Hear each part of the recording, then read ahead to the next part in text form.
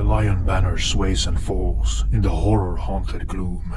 A scarlet dragon rustles by, borne on winds of doom. In heaps the shining horsemen lie, where the thrusting lances break, and deep in the haunted mountains, the lost black gods awake. Dead hands grope in the shadows, the stars turn pale with fright, for this is the dragon's hour, the triumph of fear and night.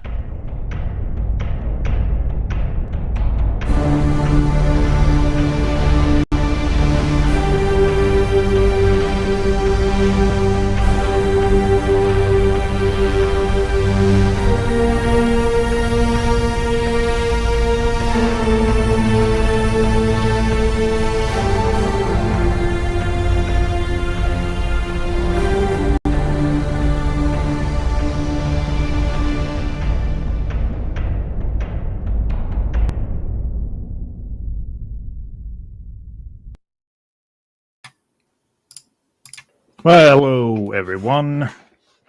Welcome to the stream. Hello and hail to the barbarian horde, all the people, all the barbarians from beyond Valheim and from the south, from the Black Kingdoms, and then obviously from the mysterious Kitai from the east, and to the Barkan Isles, but no pigs allowed. All right, I'm joined by the brother Skrin.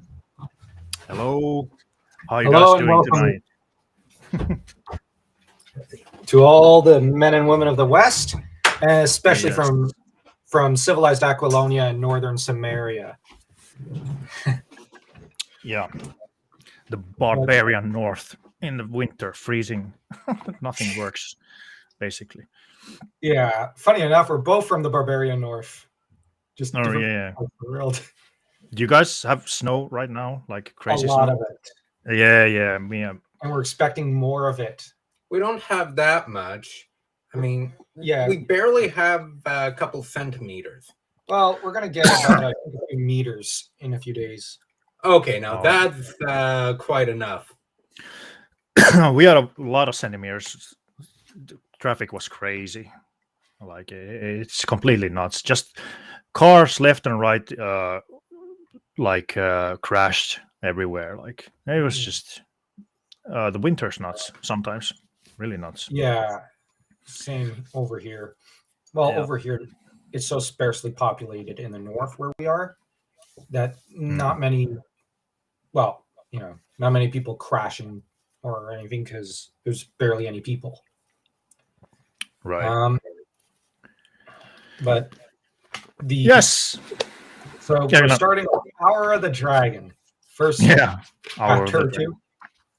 This is an incredible novel already. I've only made it up to like the first two, up to like chapter 3, like at the end of chapter 2, and wow, already there's a lot of detail, and Howard made certain decisions when it comes to the writing to pack every paragraph so full with lore and references to the history and to the culture and whatnot of the Hyperborean region, that the Hyperborean region. It's like, wow. So I do see why people are so crazy about it already. Because I know you ended up recommending this very strongly, as did Grimdark and Michael Vaughan, and from Stately Vaughan Manor. And he ended up really, in our community tab, making a few comments about how much he loved this book, and it's really easy to see why. So yeah, it's been a while since I read it, so it's really cool to read it again. And I completely agree. It now when rereading, completely forgotten the story, by the way. Well, I mean, I know the basic points, but still, reading the story is just like you said, it's fantastic. I think really epic. Like you can see like you said, he packs a punch in like every line. the feeling, the atmosphere just drips from the pages. Like it's really speaking, like immediately, like right away, like immediately, and it just doesn't let up. It just keeps that momentum going. I don't know. It's just great, great first 2 chapters. Yep. Now, the story has an interesting publication history. Originally published in serial format in the mid 1930s, and then later it was published in full in the 50s. Yep. So 2 different sets of publication dates, so that this book has quite the history. And apparently, the original, some of the original manuscripts, from what I understand, were almost lost after Howard's death, and were thankfully retrieved and stacked together and published in the 50s. So it's had a troubled publication history.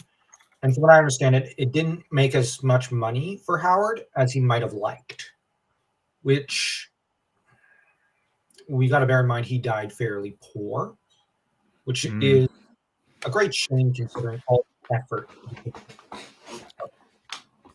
And you consider that and how much money Lord of the Rings made for Tolkien. Yeah. When these 2 books have to be compared to an extent. And I don't mean that like in terms of one's good, one's bad. I mean like in terms of sales. And the thing is, in lasting legacy.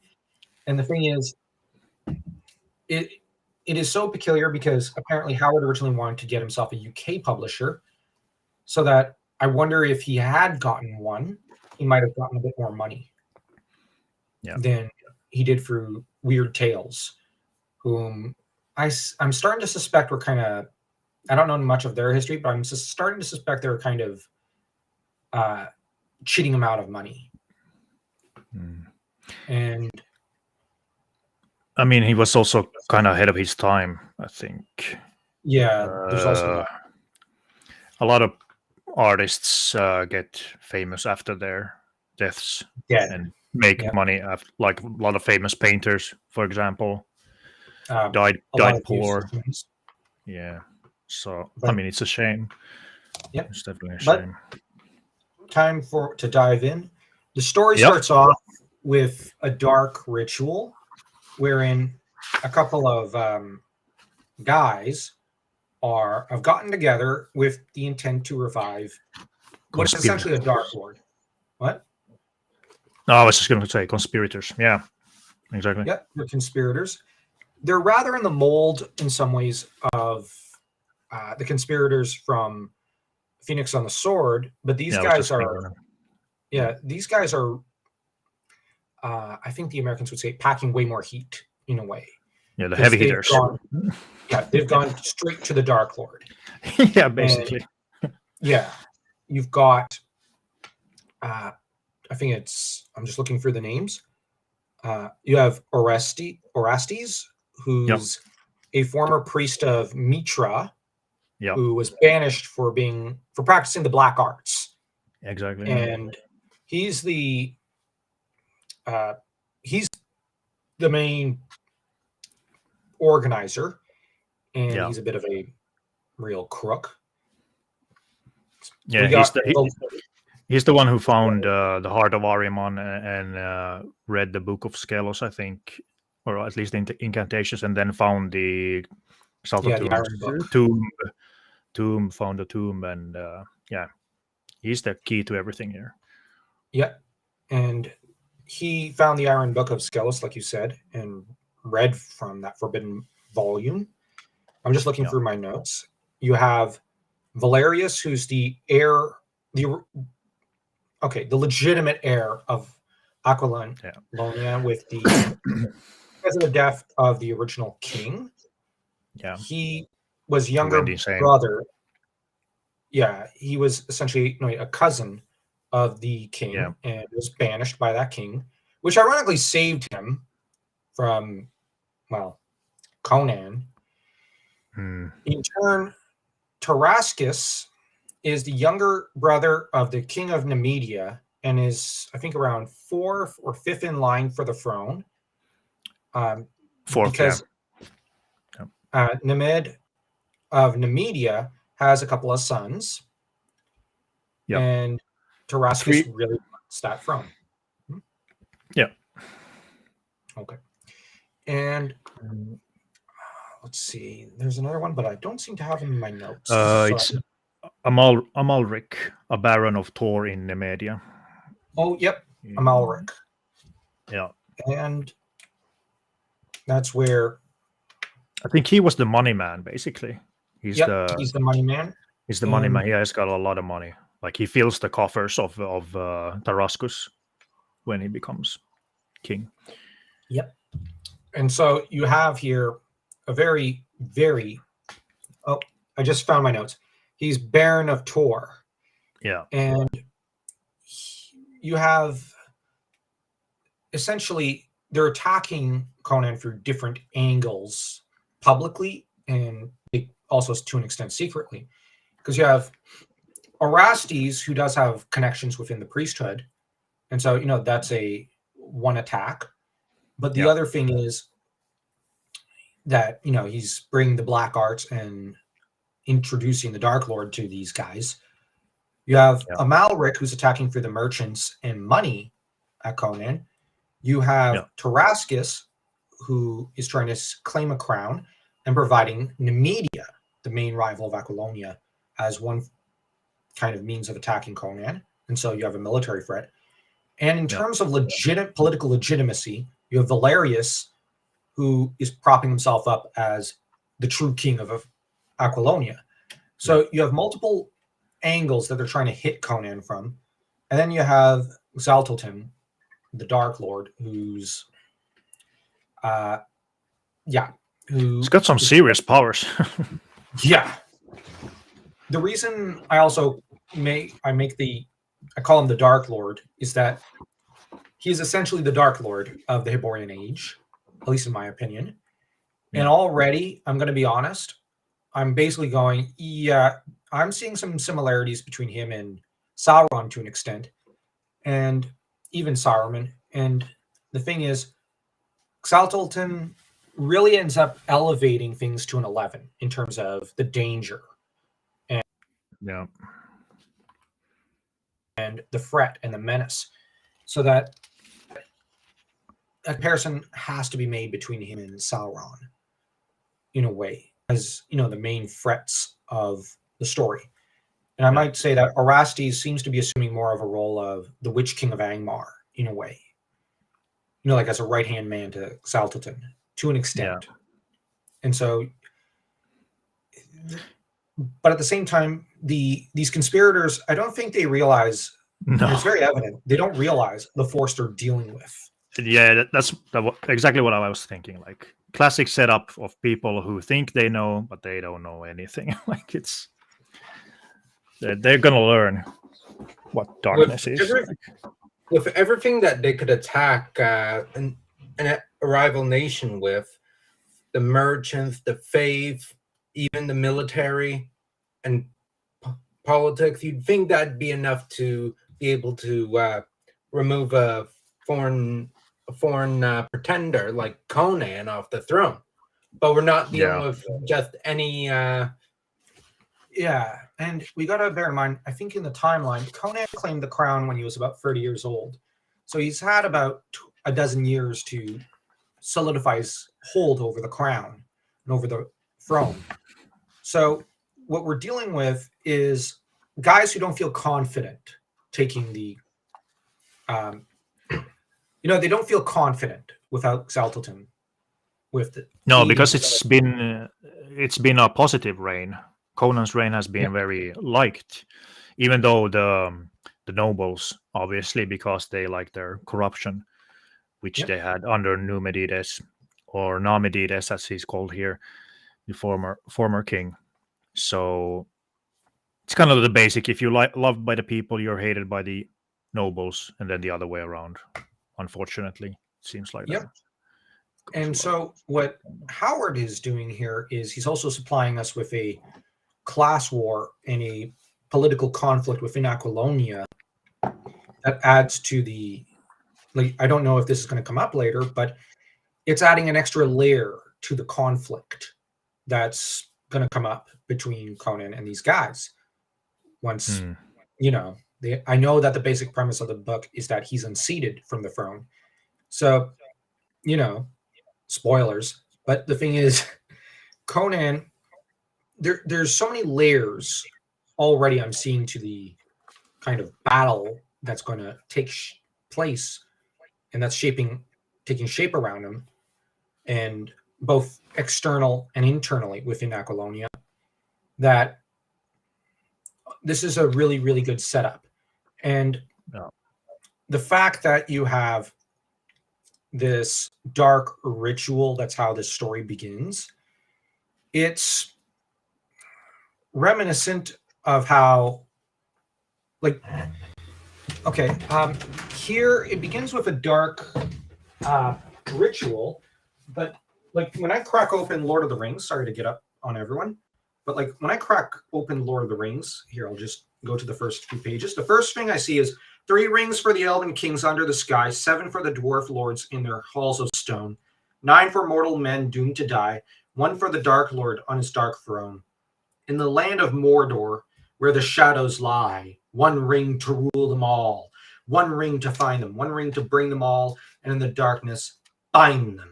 In the land of Mordor, where the shadows lie. Now, Tolkien starts almost with a dark ritual, but he does it in poetic form. Howard simply does it in prose. And at least that's my argument here. And so I really like how, at least in my edition, the first thing you see is essentially the ritual taking place in chapter 1. Tolkien, the first thing you see is the poem, that poem about the 1 ring. And like, I know a lot of people, like, hey, I think someone messaged me with a blog where a guy really didn't like me making comparisons between Howard and Tolkien in their literature. But I think that, well, the funny thing is that Howardian scholars, from what I looked up over on YouTube, have been making the comparisons for decades between the two. It's a weird thing where a lot of Howardian thinkers are saying, hey, there's all these similarities. And a lot of Tolkienian ones are going, no, we don't want that comparison. Although there are a lot of Tolkienian people I have talked to, especially Tolkien tubers, who are saying, oh, yeah, there's a lot of similarities between these 2 guys in their literature. It has to be discussed. And here, they're both giants in the fantasy genre. They created it. Yeah, and exactly. We've got one thing I really liked was the green sarcophagus of Zaltalton.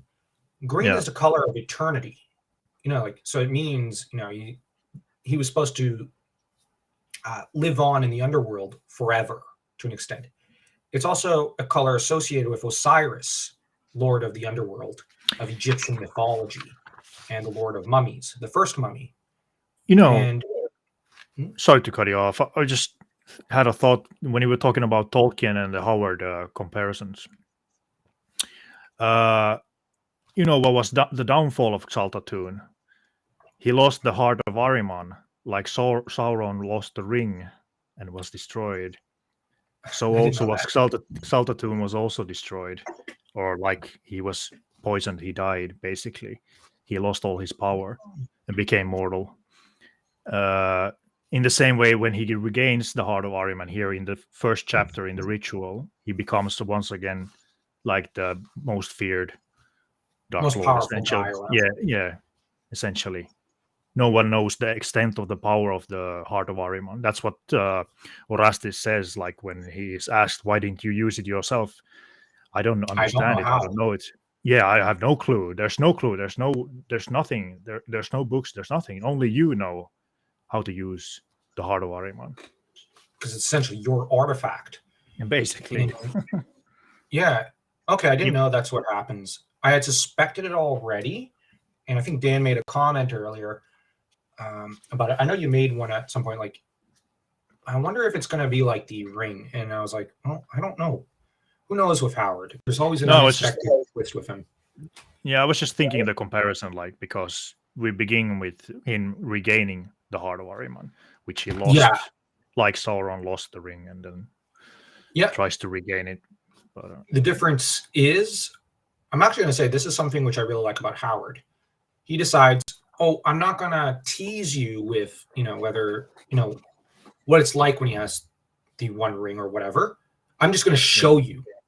Like, I'm going to show you, like, not Sauron without the ring, but I'm going to put it on his finger and I'm going to show you what he can do. And I'm going to have that be the inciting force. That said, I'm not saying that to undermine Lord of the Rings. No, it's one of my favorite books of all times. Like, no, we all of course love the quest of preventing him from getting the ring. Yeah. Howard just takes a different approach. Yeah, exactly. And his approach, I'm not going to lie, I'm really, really liking. And we have references made also to Atlantis and how, what was it? The heart of Ahriman was already old by the time of Atlantis, which I thought that was cool. I mean, there's speculation about the heart of Ahriman being like the literally the heart of a god, and then there was someone had written that there's a theory. I think this is pretty cool. The theory, not saying that I myself think it is this way, but there's one theory that suggests that the heart of Ahriman is the heart of the elephant from the Elephant Tower, like that it's the same artifact. Which, that would be so cool. That would be an interesting approach because it would tie it back to the first chronological story. Yeah, it's kind of interesting. I can't help but think that when it comes to mythology and fantasy, ancient artifacts that are preserved, and when I say preserved, they don't age. Yeah. That are that ancient often have magic associated with it, and sometimes even divine magic. Yeah, exactly. And different names as well. Like a lot of artifacts have many different names throughout the centuries and ages. Like it's not always the same. I just thought that was really cool. I had never thought about it. Like, oh, cool. Okay, I'm just looking something up because I only lightly went over it in my notes. Apparently, Valerius does believe in Mitra, and the man in ermine, which would be, I believe, Amalric, mentions Ishtar. Ishtar being the Mesopotamian Aphrodite or Freya, the goddess of love and battle of Mesopotamia. And we have, that is Orastes, my mistake, because Amalric is someone he addresses. So now Ishtar has a very interesting role in the tale of Gilgamesh. But as to Valerius, he's the first one to note he was not a Stygian. That part at least was true. So, yeah. And the truth of the matter is that Xaltilton was from the kingdom or the empire of Acheron, which he pretty much presided over. And the fall of Acheron took place 3,000 years ago. Yeah. It was an empire. Yep. And it seems like, just going by the notes, it seems like the heart of Ahriman was taken from our dear friend Xaltilton. Yeah. And stolen. Yeah, stolen. And then he ended up killed. And it was stolen by barbarians. Yeah. And entombed elsewhere from him, with apparently a Zamoran hired, along with a collection of other thieves and mercenaries, hired to go get it, but only one thief of Zamora survived long enough to give it over to Orastes. Yeah. And he died a gibbering, terrified guy. That said, the capital of Acheron, which honestly, when we saw the Cull movie, we were going, I don't know what the capital was. We couldn't figure it out. we were like, Now we have confirmation it's the city of Python. Yeah, Python. Yeah. And Zaldotin apparently just claims to be a priest of Set. Yeah, high priest. Yeah, a high priest. And apparently his accent is considered archaic by the villains, who seem to take a great deal of note of how archaic his accent and dialect is. Well, 3,000 years have passed, so of course the language would have evolved. Oh, yeah, and Zaltotin also ends up just, when he looks through one of his magic mirrors, going, oh my gosh. Well, wait, it's at the map. He's looking at the map and he's going, oh my gosh, what is this place? Well, this is what the kingdoms look like after the fall of Akra. Wow, that's different. No, he doesn't say that, but he's like, huh. He didn't expect it. And yeah, I'm just looking through, because the entire thing with him is just really, really funny and interesting, because I like that there's a bit of culture shock where Howard gets into, he has the characters basically say, yeah, this is the same place, that you once reigned over. And he's just bewildered.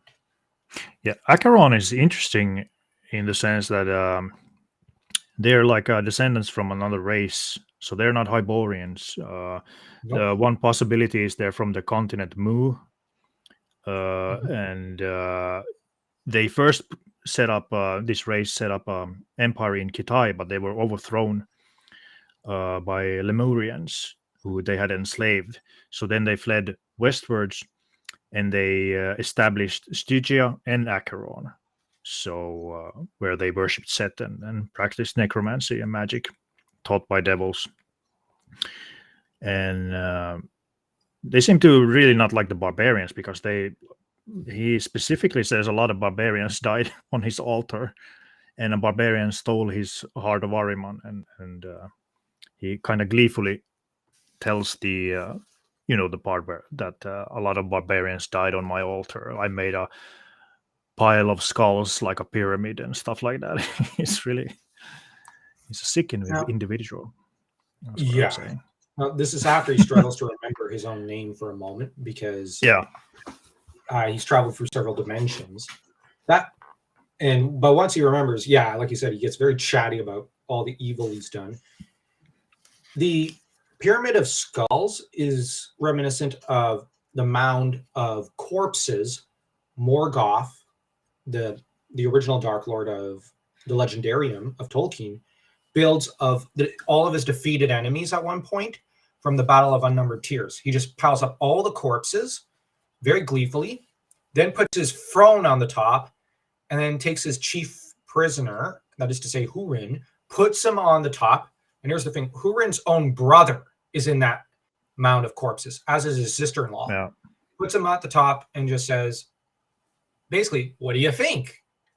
And you pretty much have Hurin like, I think you're a very sick guy. Like, wow, this is... You're demented. Yeah, and you have Morgoth, who's just...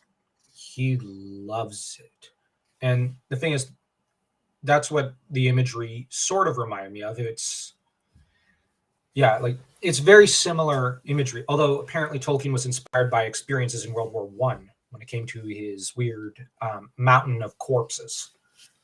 With when they mentioned the Pyramid of Skulls, I couldn't help but think of the Aztecs. Oh yeah, there's also the true. The Aztecs were. That's what Zaltotin struck me as. I imagined an Aztec, and I was going, oh boy, because I actually had to at one point read, as part of a course, the primary sources involving the Aztecs and Mayans.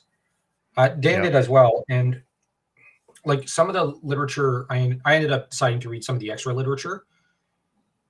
Wow, you just go, wow, and the Spanish priests who recorded the Popol Vuh were traumatized very quickly. and Yeah. they're like, wow, we can't believe people would actually do this to, other human beings. And, we came here with the mentality of, conquistadors to do some pretty wicked stuff. And we're looking at this and going, wow, It's no wonder some of the priests decided to light a fire and toss it on the fire. well, not the Popol Vuh. That was the collection of all the myths and legends of the Aztecs. They kept that because they saw it as, well, somebody's got to record it. We have to record all pagan practices and all historical practices that we see. We have to record everything. It's our job. We're Jesuits. But because there are more historians than anything else, Jesuits. But the trouble is, you have some who said, yeah, we got to get rid of everything we see that is part of the civilization, because look what they're doing. They're tearing people's hearts out, literally. While the person is still alive. Yeah. Xaltoten seems like that sort. For him, that'd be like, I don't know, a holiday weekend. And we get another thing that I really liked was Orastes' travel log. Like, he explains he's seen Zamora, Vendia, Stygia, and the jungles of Katai. And the journey to Katai, I really like that he referenced Katai, just because I don't know about if anyone else, especially if we have anyone in the chat. I don't know. I'm having a hard time seeing the chat. I don't know if I'm the only one, but I am insanely curious about Katai. I really want to know more about Katai. Yeah, it's not explored a lot. Funny enough, once again, I'm going to refer to Tolkien. Rune, I think it is. That is to say, the Asia of Tolkien's world, also completely unexplored. Yeah. Tolkien gets into a little bit of it, just as Howard does. And there are references to the vast fields and jungles and I think the hinterlands over there, and their strange practices. And they're very different cultures. But that's it. Just that they're very, very different. So Howard does much the same. Although Howard, I think Howard was a little more knowledgeable of Asia and its literature, as from what I've been able to discern in the letters, than Tolkien was. So he's able to build up Katai a little more than what Tolkien was able to build up for Middle Earth. But apparently Tolkien had always dreamt of filling out those holes. He just couldn't get his hands on much info in his lifetime. Yeah. And he simply, I think he said in one letter, like, I wish I could have filled it out. I couldn't get my hands on much info. Whereas Howard, in some of his letters, it seems like he paid big money to get his mitts on, literature there. And salutations to the guy who said hello. So yeah, I'm very curious about Katai. It'd be wonderful if there was any pastiche novels that went into Katai. Oh, there is. There's comics. There's I read a couple stories in the comics in the original Marvel run that are set in Katai. There are some pastiches also. I don't remember the names outright, but there are definitely, because it wasn't explored in the original story. So it's a good place to write some pastiche. Yeah, I can't wait to. Well, I mean, the videos, we're gonna jump into the comic books. Yeah, I mean, some of the pastiche novels are just oof. Like I forgot to make a review about one of the Conan the Outcast. Like, that's one of the worst novels I've ever read. It was so bad. Don't read it. It was just so by the numbers. It was so boring. It has there's definitely that, like, people are just writing to getting paid, and they don't care anything about anything. It's like just horribly boring. Yeah. Yeah. Also on the lore front, real quick, is I just noticed it, is that Belveris is the capital of Numidia. Because normally in our videos, we comment on each lore detail that we can find. And apparently, for 500 years, Numidia and Aquilonia have been in an on and off relationship of sorts, which usually turns hostile. That is to say, they are often waging war with each other. Of how Howard's Conan stories would look in a cinematic timeline, and I've never thought of the heart of Ahriman as being tied to the elephant. That's a great idea. Yeah, it is. It is. And a cinematic timeline of Conan would be pretty cool. Would be pretty cool. There's loads of ideas you could do, like have the Elephant Tower be part 1, and then I don't know, Phoenix on the Sword part 2. Okay, that's maybe a bit too big of a jump, but you know what I mean. Like there's loads of possibilities you could do. Ironically, cinematic timeline. Dan and I had commented when we were making the our Monday, when we were recording our Monday video for Howard, which still needs to be edited. The thing I ended up commenting was, if only we could get a Cull video game in the likeness of something like Prince of Persia mixed with Jedi Knight mixed with like Tomb Raider or something, and then a sequel of Brawl, like an old man Brawl after Cull has passed and Brawl has to help keep Cull's successors on the throne, and then, if anything, a video game which then from there builds on those first two that I'd want like Rocksteady or Studios or something to make, and to jump into Conan. You know, where you lay down the groundwork of the Thurian Age, and then you jump into the Hyborian Age. Or that anyone who wants to make a cinematic universe of the Hyborian Age, out to first start with the Thurian Age, just as a testing, because we've seen a lot of really bad pastiches. I'd want to use that almost as a, I don't know what the term is, but a hazing of sorts. Because Conan should be the goal, you know, like that's the mountaintop they should aim for, but use Cull and Brawl as kind of a stepping stone to reach it, and so that it culminates with Cull either in video game or cinematic, like TV series format, with the first story probably being Tower of the Elephant. I don't know what you think of that notion. I mean, sounds good to me, but people don't care a lot about Cull, unfortunately. Conan is the moneymaker, so to say. So they're going to jump on that first. And then maybe in like 100 years, we can get a Cull video game. But unfortunately, you could easily make a lot like a role-playing game or like a God of War style game with Conan. I mean, the Conan game for Xbox 360, I played it. It's really good. I really liked it, but it's kind of like God of War, and it's not that special in a way. It's not inventive or anything special in that way. But it was a cool game though. But you could expand on that, make it bigger, more. Like I don't know, what's the game? Dark Souls is really popular nowadays. I haven't played it myself. Like that kind of game for Conan, for example, because you know that age, Hyborian Age, Thurian Age. There's loads of monsters. There's loads of different areas. There's loads of different places you could do. Like, I mean, these worlds are just ripe for making a like AAA perfect game, and it would sell like hotcakes. I mean, the fact that no one has done like that kind of game just kind of, I don't know, speaks to the leadership problem. Maybe, I don't know. Kind of seems like that. All right. As to the,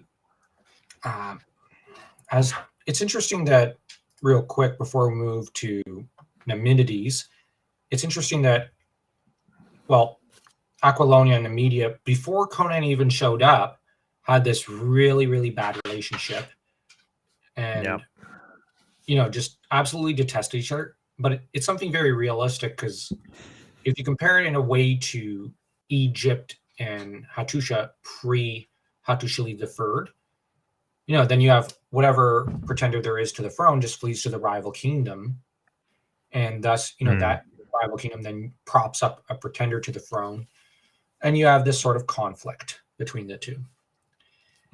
And it's interesting though. Those are the kingdoms that took down Acheron, though, Aquilonia and Numidia. But then they're on the fighting each other. yeah. And we have, of course, the delightful bit of lore that I really like was that Conan apparently strangled Numidides on his throne, which, wow, that's pretty dark. Normally, in usurpations, they stick a read sword. Here, Conan just grabbed him and choked him to death. Like, wow. It's in the book Conan the Liberator, which I had a review on one of my first videos on the channel. So I've read the story. It's a pastiche by L. Sprogderkamp and Lynn Carter. There's also a comic version of it from Marvel in Savage Sword of Conan. I think it was. Well, basically, Numidides has gone insane. He also listens to a wizard, and it spirals out of control. His lust for sacrifice and all kind of sick stuff, and just people had enough. He just went he just couldn't keep his throne. Yeah, it's just very different from Kull's situation. Well, similar but very different, because with Conan, it seems like everybody was just done with Numidides. So he had that sorcerer he was hanging out with and taking bad advice from, and he was basically used. He was basically used. Yeah. So. And you have Kull, though. It seems like, well, with Kull, it was an open civil war, and Kull then usurped the throne and essentially took down the other factions. I mean, it's the same in Conan the Liberator. That it's a civil war. That's why, hence, it's called Conan the Liberator. Conan is coming to liberate Aquilonia from the Mad King, basically, and there is civil war. There's our armies that are coming against each other. See, I don't know much about the pastiche novels. I only know a bit about what Howard did, so I'm glad I'm learning something new. I'm just looking through the notes again. It seems and then there's the looking into a mirror thing, not a mirage, a mirror. I like that Zaltilton startles some of the conspirators by looking into a mirror and then casting his hands over it and revealing the image of Conan, and they're going, wow, this guy's got some magic. And I like that his reaction is pretty much, wait, what? This guy's he's not an Aquilonian. Yeah, Hyborian. No, he's Sumerian. That's when they finally go, oh, right, there's that little detail. He's a northern barbarian. He's, Sumerian. And Sumerian. It's interesting how Zaltilton kind of, I'm just going to circle back because my bookmark is elsewhere. He ends up did not reply. He sat staring down at the pool of living fire that shimmered in his hand. Outside the hound, But, oh, right, that man is no Hyborian, exclaimed Zaltilton. Yeah. And, he comments, I fought his ancestors of old. Not even the kings of Acheron could conquer them. Yeah, same problem that Aquilonia has with the barbarians. Yep. And it's that Zaltilton seems he's a little nervous and goes, okay, you guys didn't tell me I'd be dealing with, essentially a Sumerian. Okay, this is going to be harder than I thought it was. And I really like that, he's basically going, okay, I thought this was going to be an easy peasy thing to do, and it's not going to be easy. I see why these schmucks came to me for help. Yeah. Yeah, exactly. It's like, I get it. Yeah. We had the It's like, same problem 3,000 years ago. We couldn't get rid of those pesky barbarians. Oh, man. It's still the you're like, same rat problem.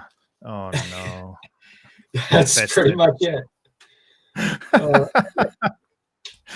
But I thought it was interesting. He said, like, the man is no Hyborian. And then I remember, like, and I read up a bit about it. But yeah, the Hyborians were different survivors after Atlantis because Cimmerians and the Vanaheim and the Aesir and Vanir there, they were descended from Atlanteans. So they were different people. So when he yeah, says that's that man is no Hyborian, and no, he's Cimmerian. Yeah, it's different people. So interesting.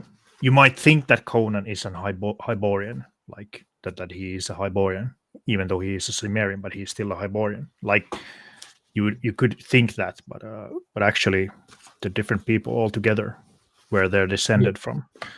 So it's an interesting bit of point there. yeah. And that's pretty much almost everything that there is to know Chapter about 1. chapter 1. Yeah. Now for Yeah. chapter 2. We get to And Conan. yep. Now A at the black wind start, blows. now at the end of chapter 1, they had commented at some point, like, we're going to need a way to knock off King, what was his name? Nimed of Nemedius and his sons in such a way that nobody's going to really object. We want to get rid of them, but Yeah. not in a way that's open or too obvious, so that Tarascus could claim the crown. And you have, This is a brilliant plan. yeah, but they're also pitching the idea a little. It seems to me it's almost like a couple of college kids pitching an idea like, hey, prof, what do you think of this? You have the prof. Yeah, it's fine. It's like Zaltotin doesn't even seem to even think about it for a minute. He's like, yeah, okay, whatever. To him, it's the easiest thing in the world. To them, it's like, are you able to do this? Like, we were thinking you might be able to, but we're not. No, they're kind of a little uncertain of themselves. They don't know what his full might. Well, yeah. They were just told about how powerful he was by this fallen priest. Yeah. Yeah, I think this is a fantastic idea. Like, and it also really Cool. shows the power of Xaltatun. But what I think is really brilliant about this plan is they specifically design it to show that it is the king who is behind this evil that is upon the land, that the king has made some pact with the devil or some kind of evil dealings, rituals, and he is the cause of all this horrible thing. And then when he dies and they die, then it stops. And then the so-called hero, was it Tarascus? Yeah, Tarascus is, and it's all sunshine. So it's like, oh, the gods have shown us the way. Like it's brilliant, and it really props him up, and everyone's like, yeah, let's go to war. Like everything's perfect. Living superstition. Yeah, I mean, I thought that's a great plan. How to do it? 'Cause- Like it's not just taking away the royal family; it's like propping up the solution to all your problems and go forth. Yet, what's interesting is that Howard's also referring to traditions that date all the way back to the Bronze Age, with how the king is God's representative on earth. But Yeah. in ancient times, if there was a great plague that swept the land, like, for example, in the reign of Mershli II, people would look to the royal family and what they had done wrong. Like in Mershli II's reign in the time of the Hittites, or of Hattusha, as they like to call themselves, people looked at the usurpation that Shupli Lulumish did to his younger brother, and in claiming the throne. And so the sins of the father passed down to the son. Mershli had to atone for the sins of his father. And so this sort of belief system that it did used to exist. What Now, it has to be said that although this was a brilliant strategy, it was very, very cruel, and it killed off hundreds, if Yeah, not I mean, thousands of people. it's horrible. I think And- it says 500 somewhere. Oh, I think okay, I 500. think it said 500 in the royal family. Yeah, yeah. So Yeah, yeah, it's horrible. I mean, it's obviously very cruel. Black Plague. It's it's no joke. yeah. Basically, the plague will make you all but turn black and then purple, Yeah. and then black. No, it says purple, then black, and then you just keel over. Isn't it Which is- basically like you drown inside? Or, Yeah, it seems like or you am I suffocate. yeah. I was just It probably trying to think how it was. infects your lungs so that you're just yeah. suffocating.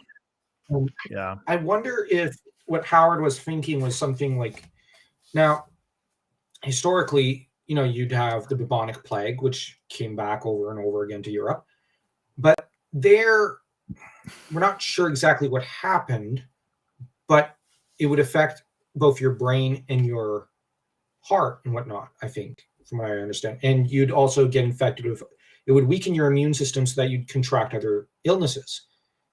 Here, I wonder if to an extent the bubos are almost inside the lungs. Like what's happening is the lungs are getting blocked off somehow. And so the person is suffocating and dying over the course of several minutes.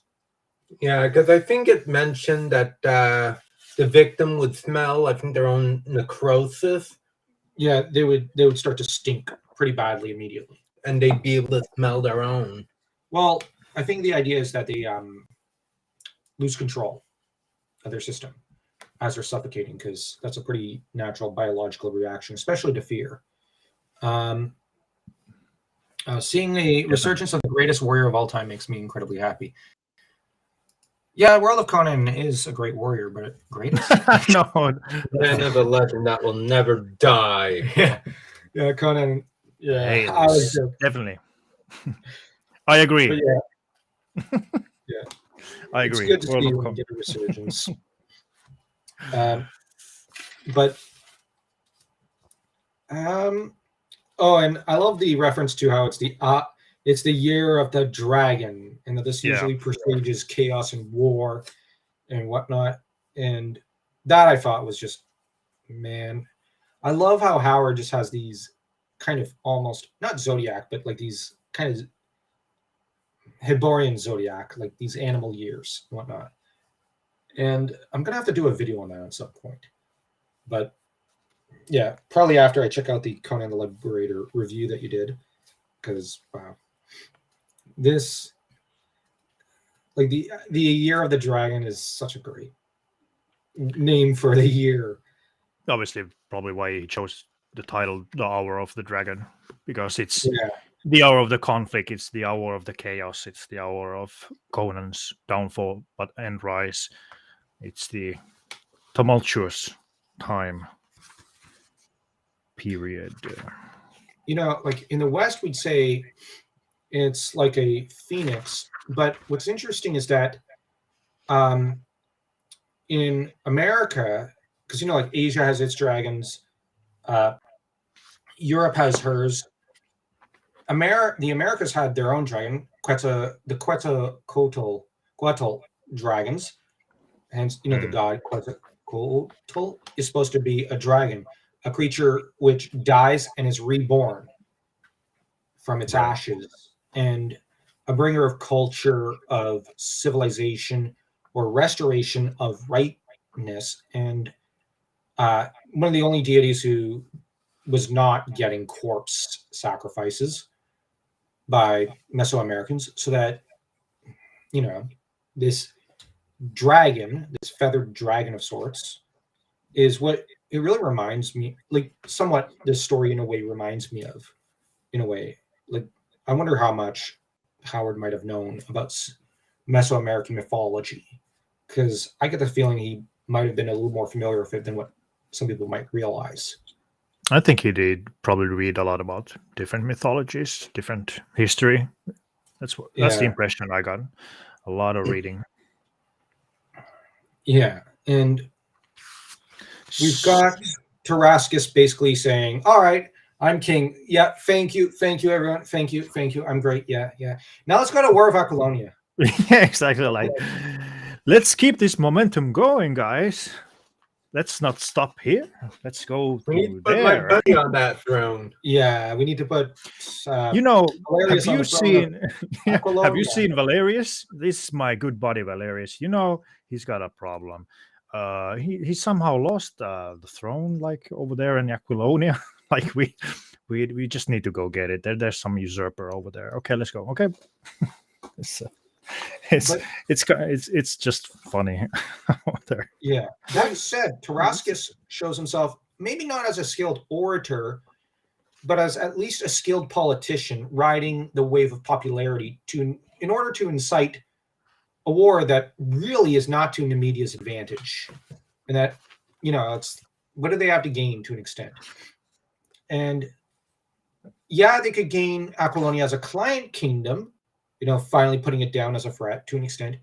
But on the other hand, 500 years of constant conflict and border conflict, he wants to incite an all-out war between two kingdoms, which have rarely ever had an all-out war, and it's not ever ended really well for either. But he manages to be charismatic enough and to be popular enough and savvy enough to ride the wave, like you commented, into just instigating this all-out war. And I do have to admit, I think Tarascus is a skilled politician here.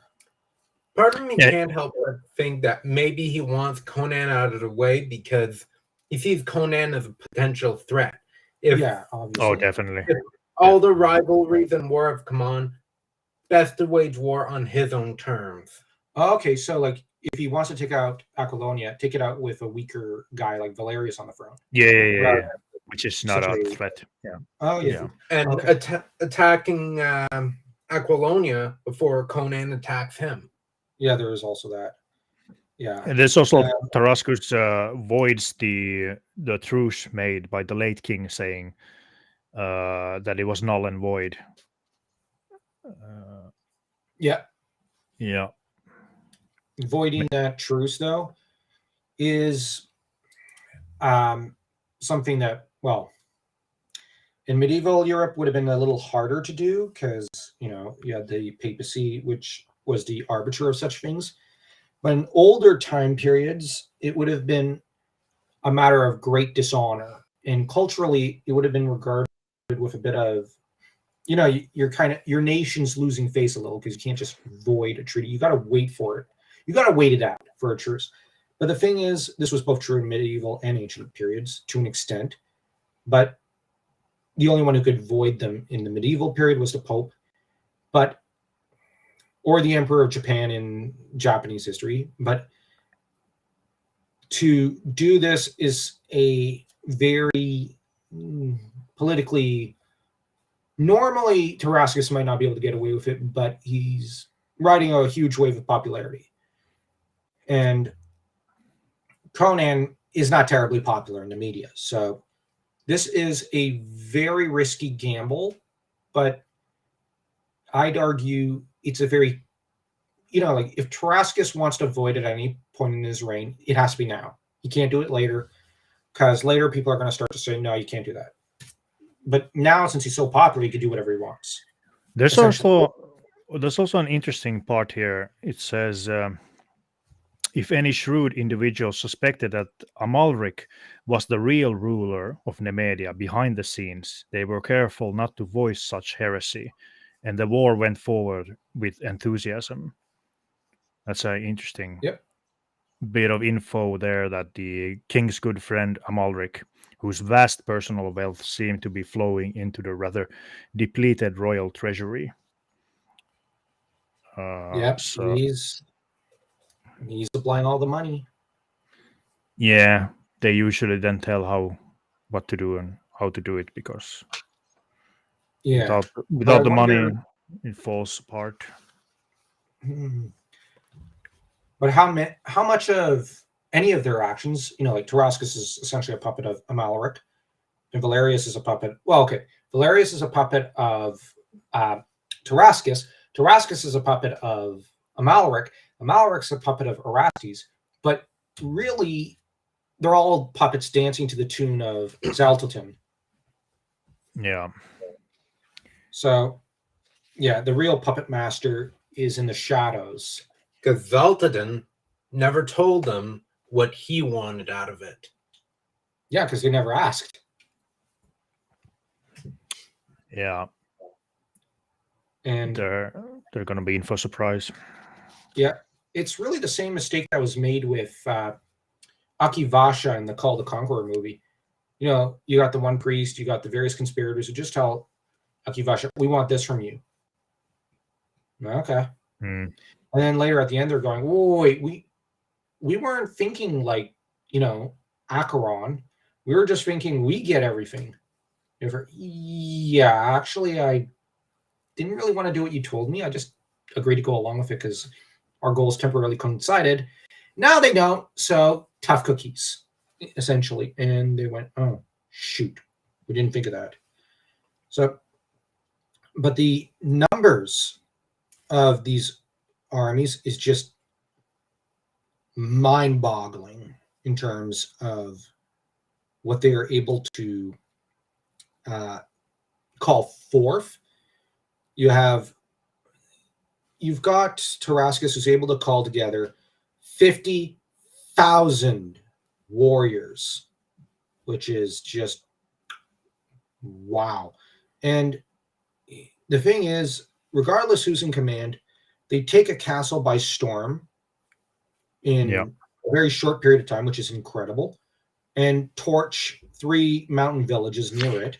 There's also, oh, sorry, I was just going to say this interesting point. They didn't officially declare war, so Conan was caught by surprise by the whole thing. So that's also a play in the factor of the castle and the villages.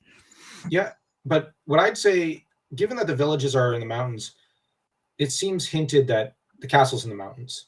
So they took they didn't take just an easy to take fortress. They took a castle that ordinarily, like, you could, like a madman could defend for 100 years, and they took it by storm.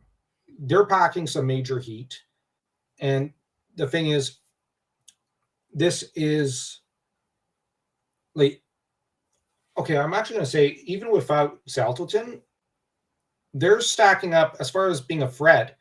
I'd almost compare them to Sauron from Lord of the Rings. It's like, wow, you guys are not going in. No, like, they're going in for keeps, even without Xaltotin. But they have Xaltotin behind them, so that's just adding even more of a threat. And I actually like the name of the valley, Valkia, which is very reminiscent of Valka. Yeah. Which I wonder if maybe the god's name sort of got changed a little over the centuries and put into the valley in a way. Valkia. I love that. There's a note about the mountains. Mountains were normally natural borders to, and still are used today. Those and rivers. Yeah, definitely. Yeah. And often, if you control said borders, you could actually control both nations in many ways. Mm-hmm. Well, you look at, for example, let's say you look at France and England, the natural border was the Channel, in a way. Some countries have very weird unnatural borders to an extent. You look at Canada and the US.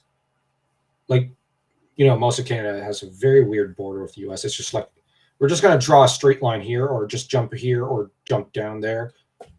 Like, there's no, it's not based on natural formations, or for the most part.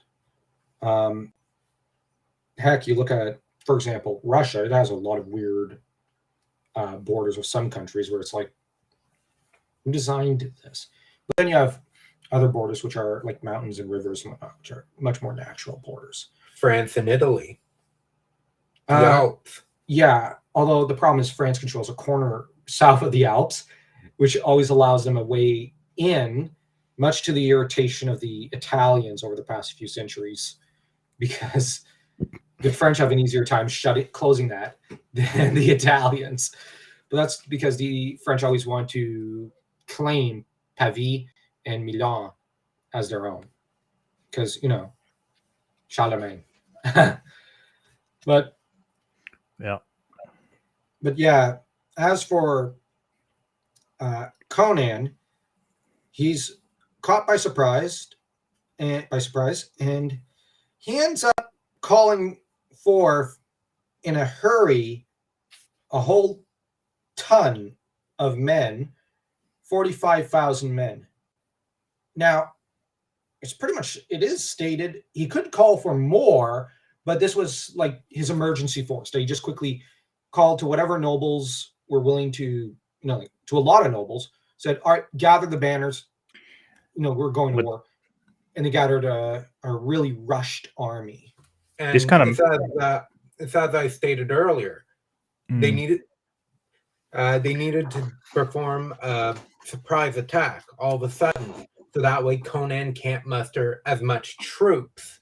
Yeah, that must be the plan, because there's no point in attacking Conan if he's got like, say, 75,000 men, and Tarascus only has 50,000, and he's probably not really proven in battle, I would think, wager, as Conan is. Yeah. Conan is very seasoned general and king in battle. So I just don't understand, actually, now thinking about, the only thing I can think of is like Saltatoon's help and take him by surprise, routing his the first force so that they can somehow split and destroy the armies. But yeah, there's quite a few variables there. They gotta get right if they want to. But later on, obviously, when we get further here in the story, in this chapter, we see why they actually did that. I'm answering my own question here, but we see they had a different plan altogether, so it helps. Yeah. But still, I Conan- mean, there's still a lot of infantry there, a lot of knights, Yeah. lot of men. It's not that easy anyway. Like, there's still problems there.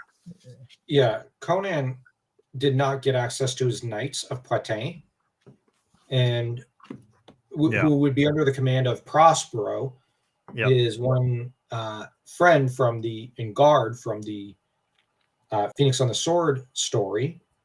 And so, like, we are told directly that the elite crack force of Aquilonia are not in this battle because they're taking longer to gather, and a great deal of the nobles have kept away from participating, either because they couldn't gather their forces in time, or they're taking the let's wait and see approach. And so Conan is I know Conan the character would hate to be basically described as being in this situation, but he's already in a tight situation before the first sword blow has been struck. So, I mean, he does have his general Palantides with the Black Dragons there. Yeah, but they're basically his bodyguard platoon or army. So they're always there with Conan wherever he's got the Black Dragons. If we had to compare the Black Dragons to a historical force, I'd say a good comparison would be the Praetorian Guards of Roman history. Yeah. Who would number probably around, I think, 2,000 men. Or you could compare them to the French Scottish Guards, but those would number probably around 500. So we have a force of probably about between 500 and 2,000 men under arms here. So the Black Dragons are a formidable fighting force, but in a battle with 50,000 versus 45,000, they're a much smaller division. They're teeny tiny, and we've also got the two banners being total opposites in that Nemedia's national banner is a scarlet dragon on a gold banner, and we have Conan's gold lion on a black banner. It's pretty classic, the lion versus the dragon. Yeah.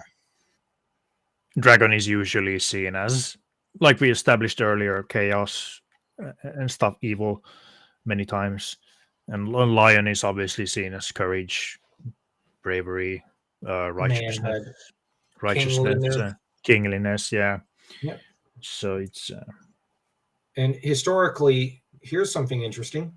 A scarlet dragon was also the emblem of Wales, and a leopard of sorts, which looks like a lion, was an English symbol, but the gold lion on red was the Scottish symbol.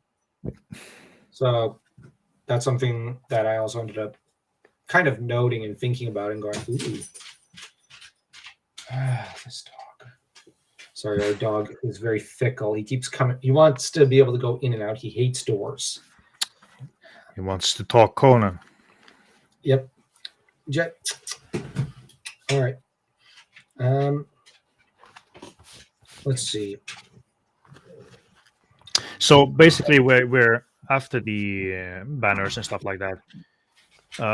We're transported to King Conan, who is in the darkness before dawn. He's stirring where he's sleeping, and he cries out sharply and clutches his sword. And this is where Palantides then comes into the pavilion and asks what is wrong, like what's going on.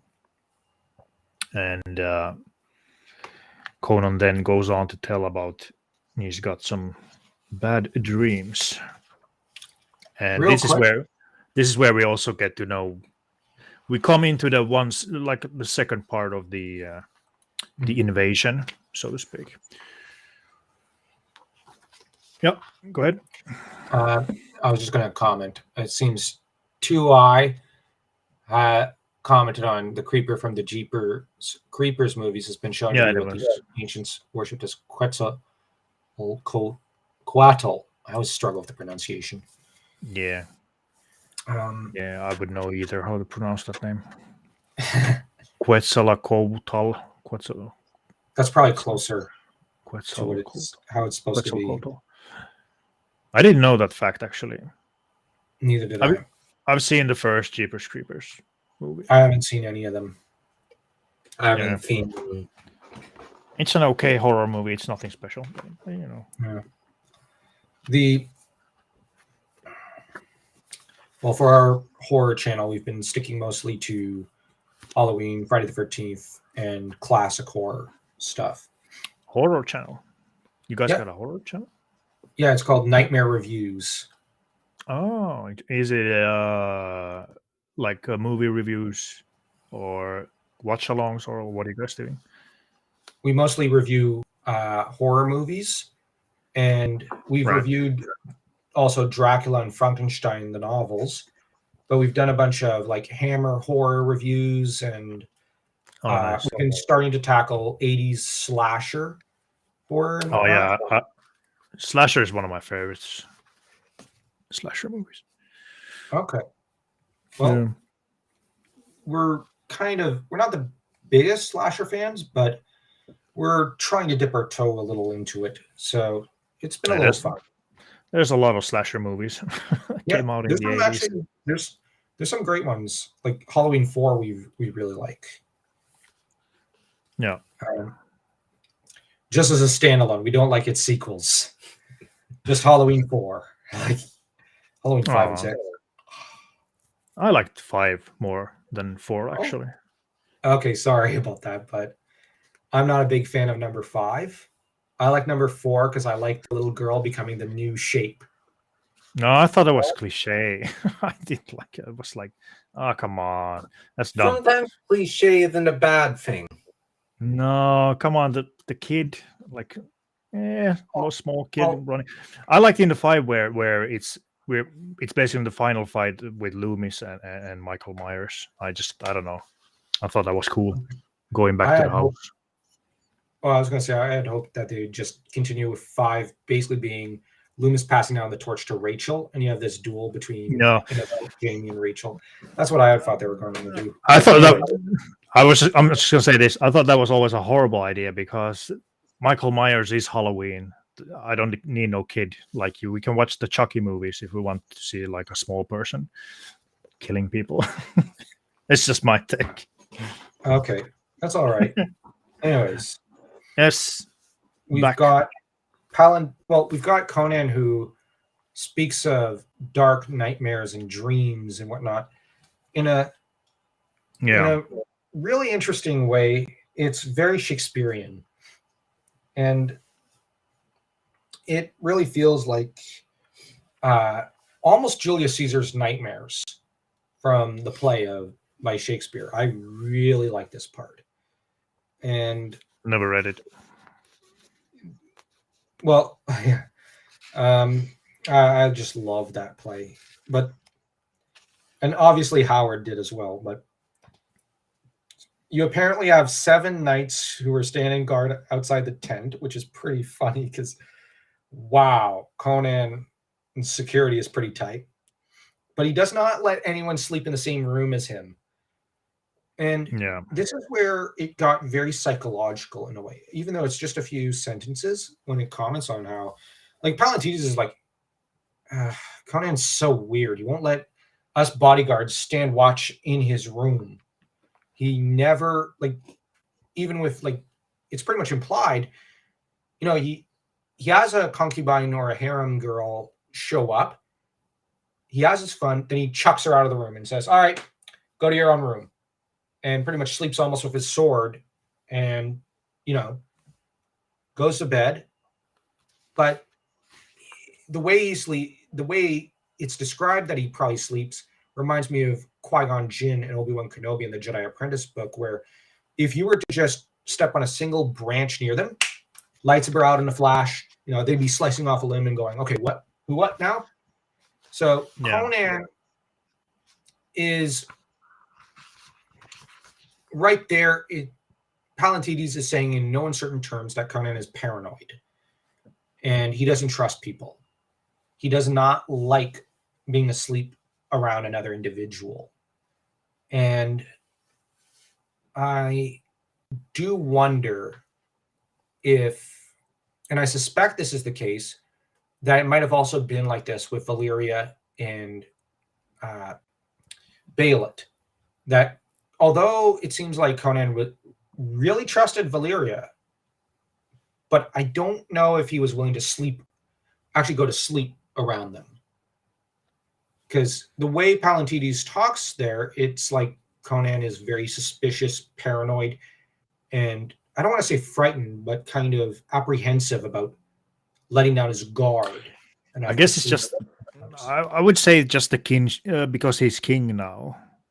I guess he thinks there's a lot of heat upon him, like obviously because of Numidides and all everything else. Like, but when he was with Valeria and Belit, I would say he probably, because there's a lot of, at least in the comics and all that stuff. I mean, many times he's just drunk and he's just sleeping somewhere and doesn't care. Oh yeah, care about that in that sense.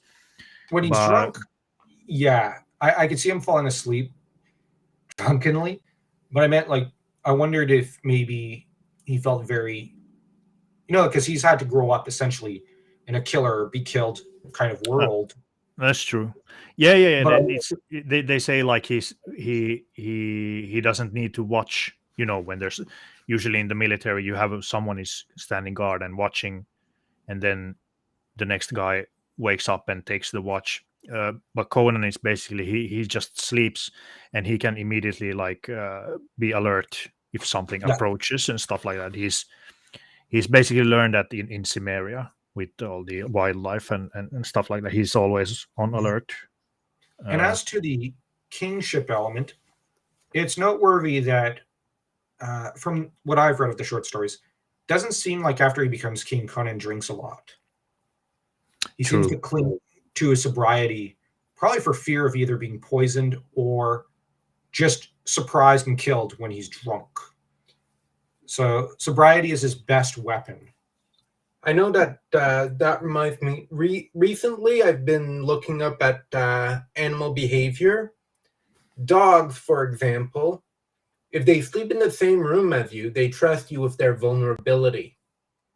So I guess our dog really trusts us. Yes, so Conan isn't willing to let himself be vulnerable to even his guards. No. So he doesn't fully trust them. No. But here I think comes like for good reason, because the Palantides, he says that there's no one here, sire. You sleep in the midst of your host. And Conan replies and says, I have seen death strike a king in the midst of thousands, muttered Conan, something that walks on invisible feet and is not seen. So, I mean, Conan has seen some stuff. Like, he knows wizards, and this is probably one of the many reasons why he hates magic, because you can't fight it head on many times. The wizard you can probably, but magic itself. So he's seen like kings die inexplicably, and no one can explain, and people die and turn the tides, so to speak. So that's one other issue to be wary. So Don't trust magic. yeah, exactly. Nothing Don't but trust trouble magic. comes about it, according to Fluter Flem of the Bourdain series. Yeah.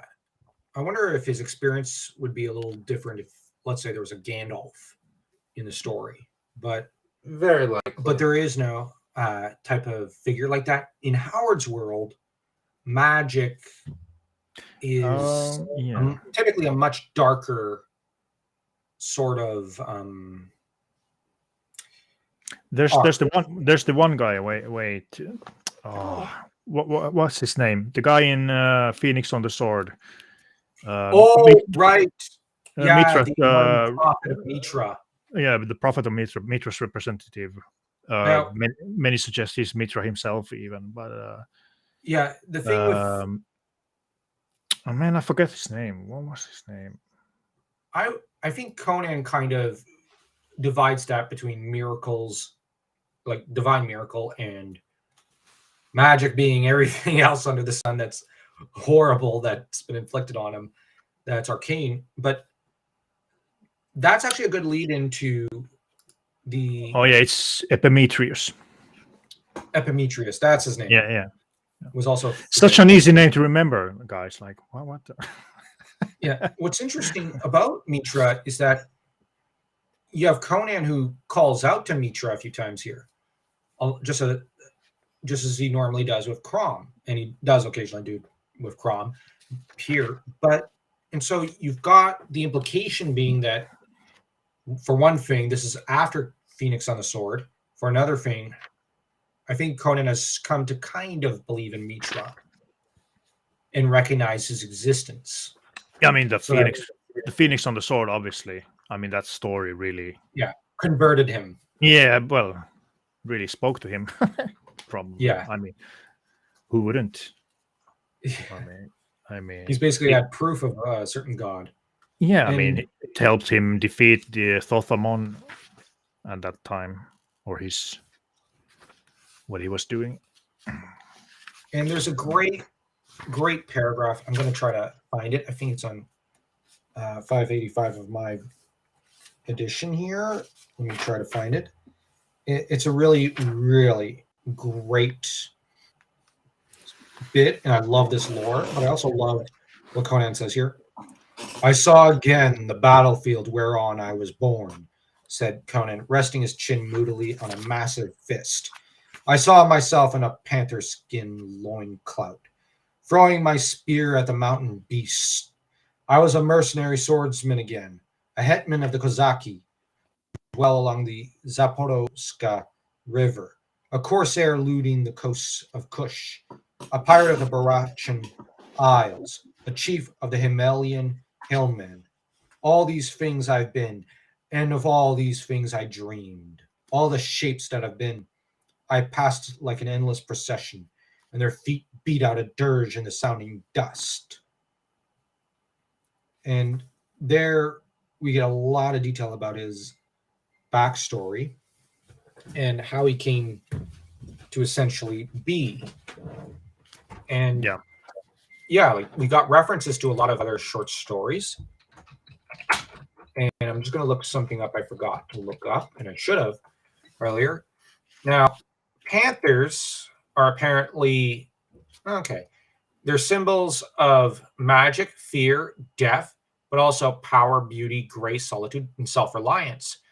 And it's said that their eyes hold great secrets, and they can also instill fear in others. Yeah.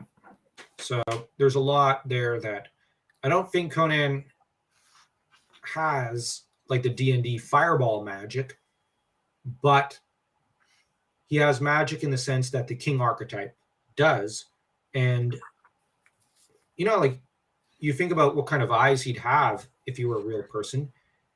He does have the kind of eyes that hold great secrets and that can glare right through you and instill fear in just about any man.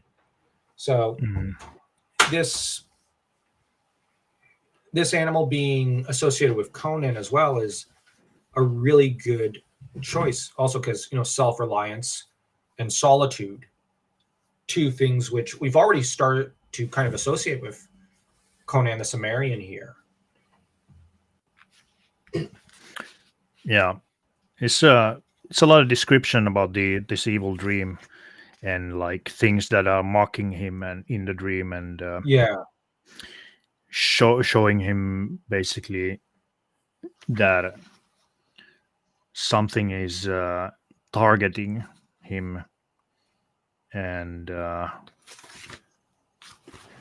which we know obviously come to the conclusion that it's Saltatoon's designs, and in this chapter his plan works out, Saltatoon's plan for King Conan.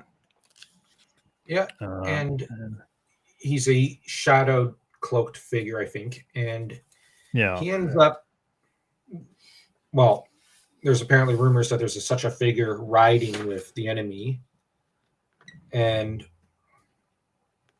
this dream also seems to scare Palantides, who's a little superstitious, and not that it affects Palantides' determination to fight for Conan and even give his life for the man. We've also got Conan showing a great deal of perceptiveness, and just in that he basically talks about how Nemed's death to that plague and then it immediately stopping. Conan's basically just saying, that's weird. That's not normal. And he's like, somebody obviously used that plague to get to the king and his kids. I mean, but it makes sense. I mean, it makes sense. Why did the plague just stop immediately? Usually a plague continues on for its duration. So and that's where Palantides is kind of like, well, there's a lot of people that are saying, or might disagree with you, and he's like, yeah, well, screw them. He's like, I don't care what they think. And he's just like, I've dealt with enough mages in my time to know a plague happens just as the three next members in line of the throne are dead. It just stops.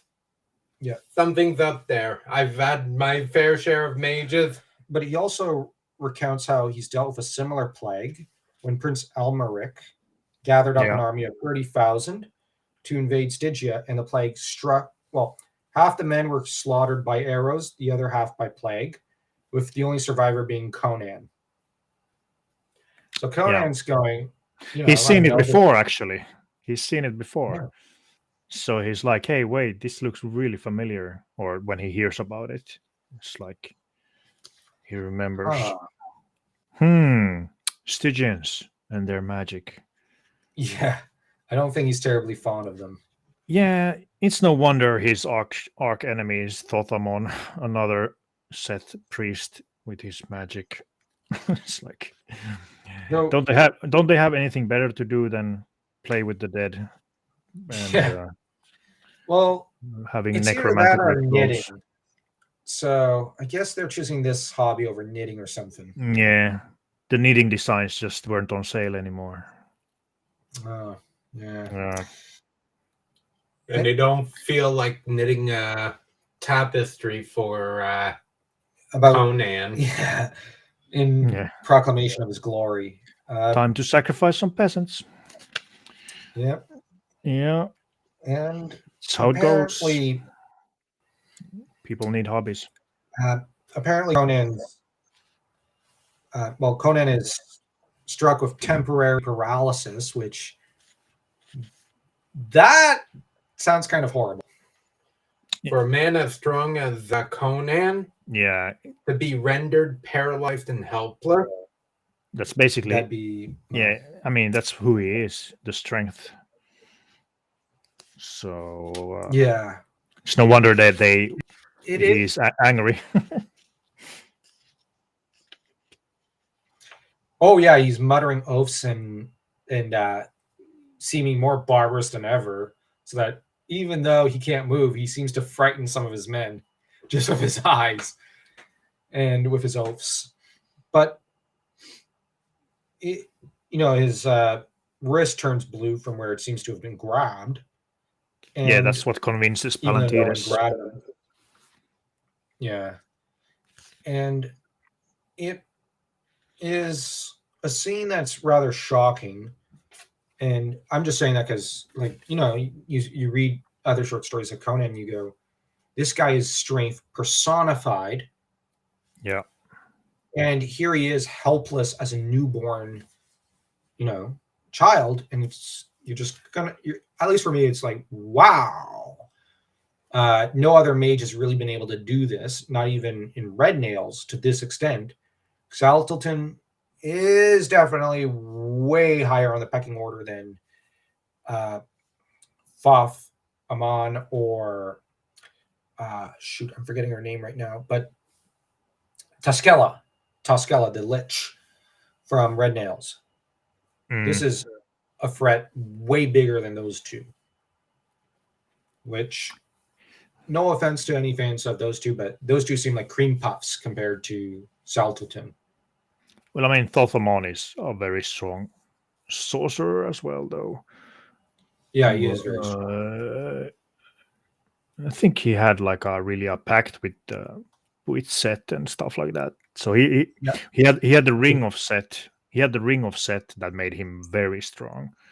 I don't know how comparing the two, how they would fare against each other. I'm not sure the power levels. I mean, it's kind of hard to say. They both have an artifact. He has the Ring of Set, and Xaltatun has the Heart of Ahriman. So it's hard to say. I don't know. Maybe it's me kind of liking Xaltilton a bit more, so that I'm kind of going to lean towards him. I mean, I generally don't know. Yeah, I'm just thinking the one we see less of, in a way, as Fafaman has been used quite a bit, so we have a good idea of his power to an extent. In marked contrast to Xaltilton, whom we only see in the one story. It's at least as far as my knowledge goes. I don't know if Marvel later did anything else with him, but Lord of Fleck. Yep. Great to see you again. Yep. Went by the local use today, picked up a bunch of the camp books for decent price as a gift from an old friend's son who's turned 13 soon. Nice. But I have enough time to read them all again. Double nice. Double nice, yeah. Yeah. I've done that before, I think. You buy something for someone else and you're like, well, like I can check this out before I give them. Yeah, I've done that.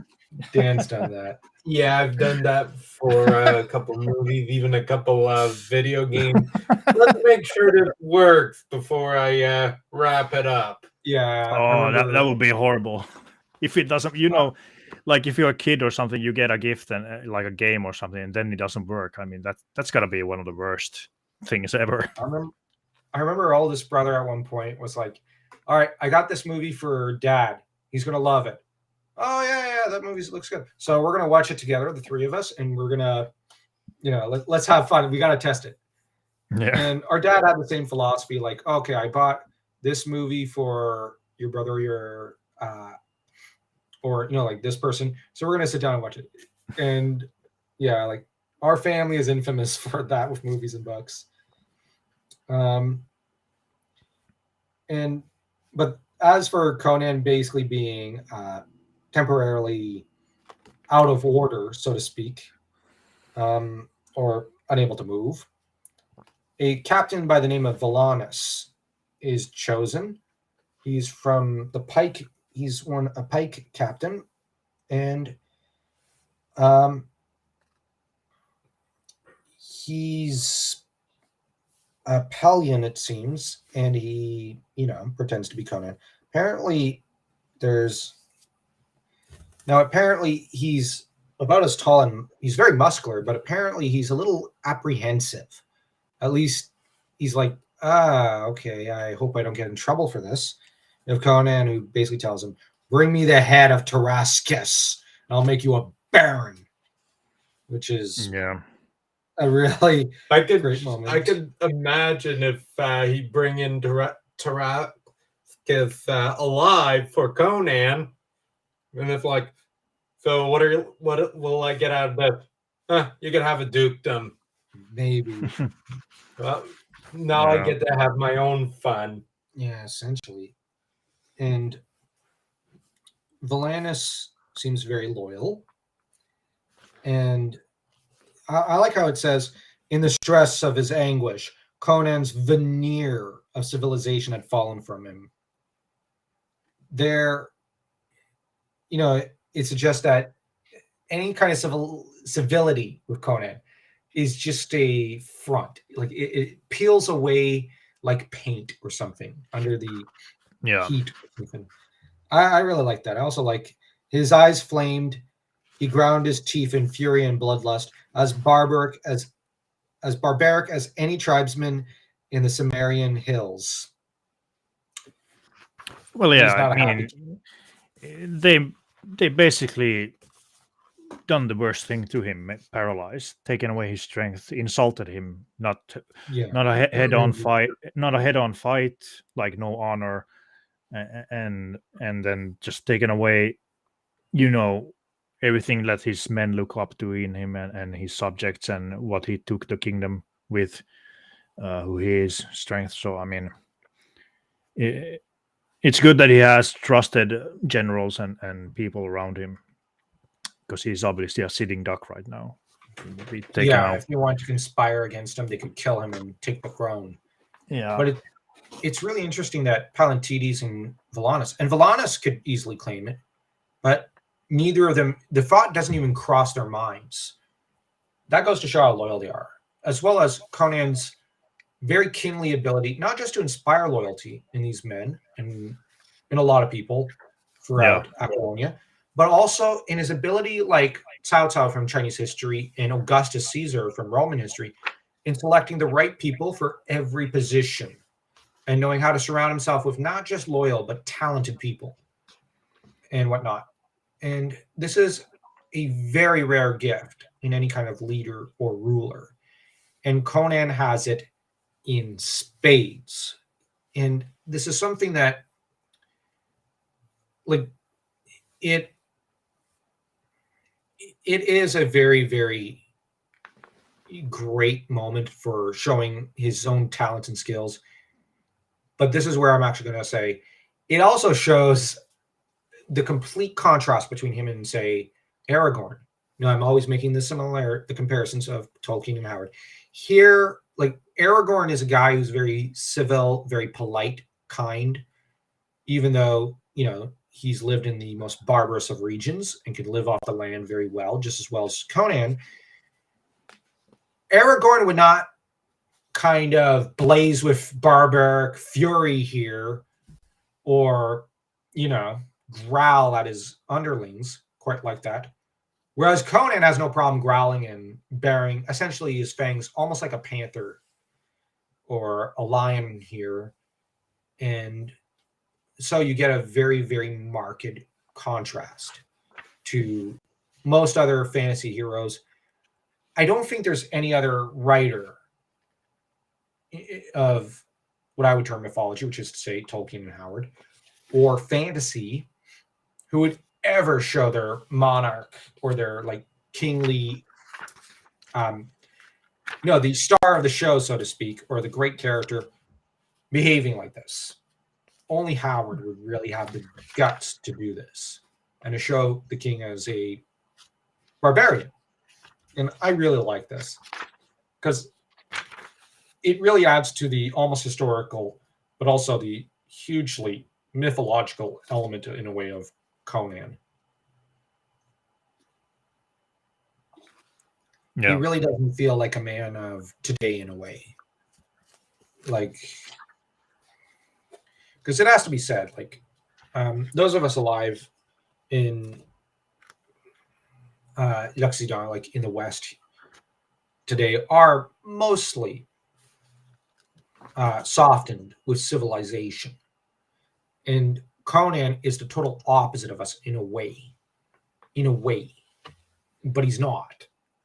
Like, but I think that with Conan, there is something that I'm going to get a little philosophical. I do wonder if you peel away, if you push, like, for example, yourself or us or, people in certain regions, even in the West, you push us enough. I wonder if that veneer of civilization will peel away from us and we'll become more barbarian. If we are capable of that ourselves.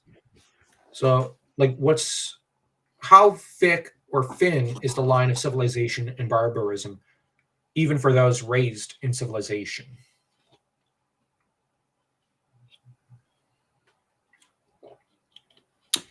Yeah. I mean, I guess it depends on the man. Yeah. I mean, there are lines that you do not cross. Yeah. For me personally, I mean, it depends on everyone has their own convictions and how they live by them. But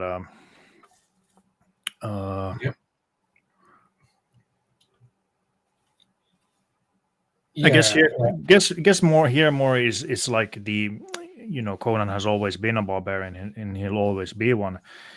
And this situation just like basically took him back, stripped him of that civility that he has had to learn, because he needs to govern the nobles and everyone to show that he can adapt and be civilized as well.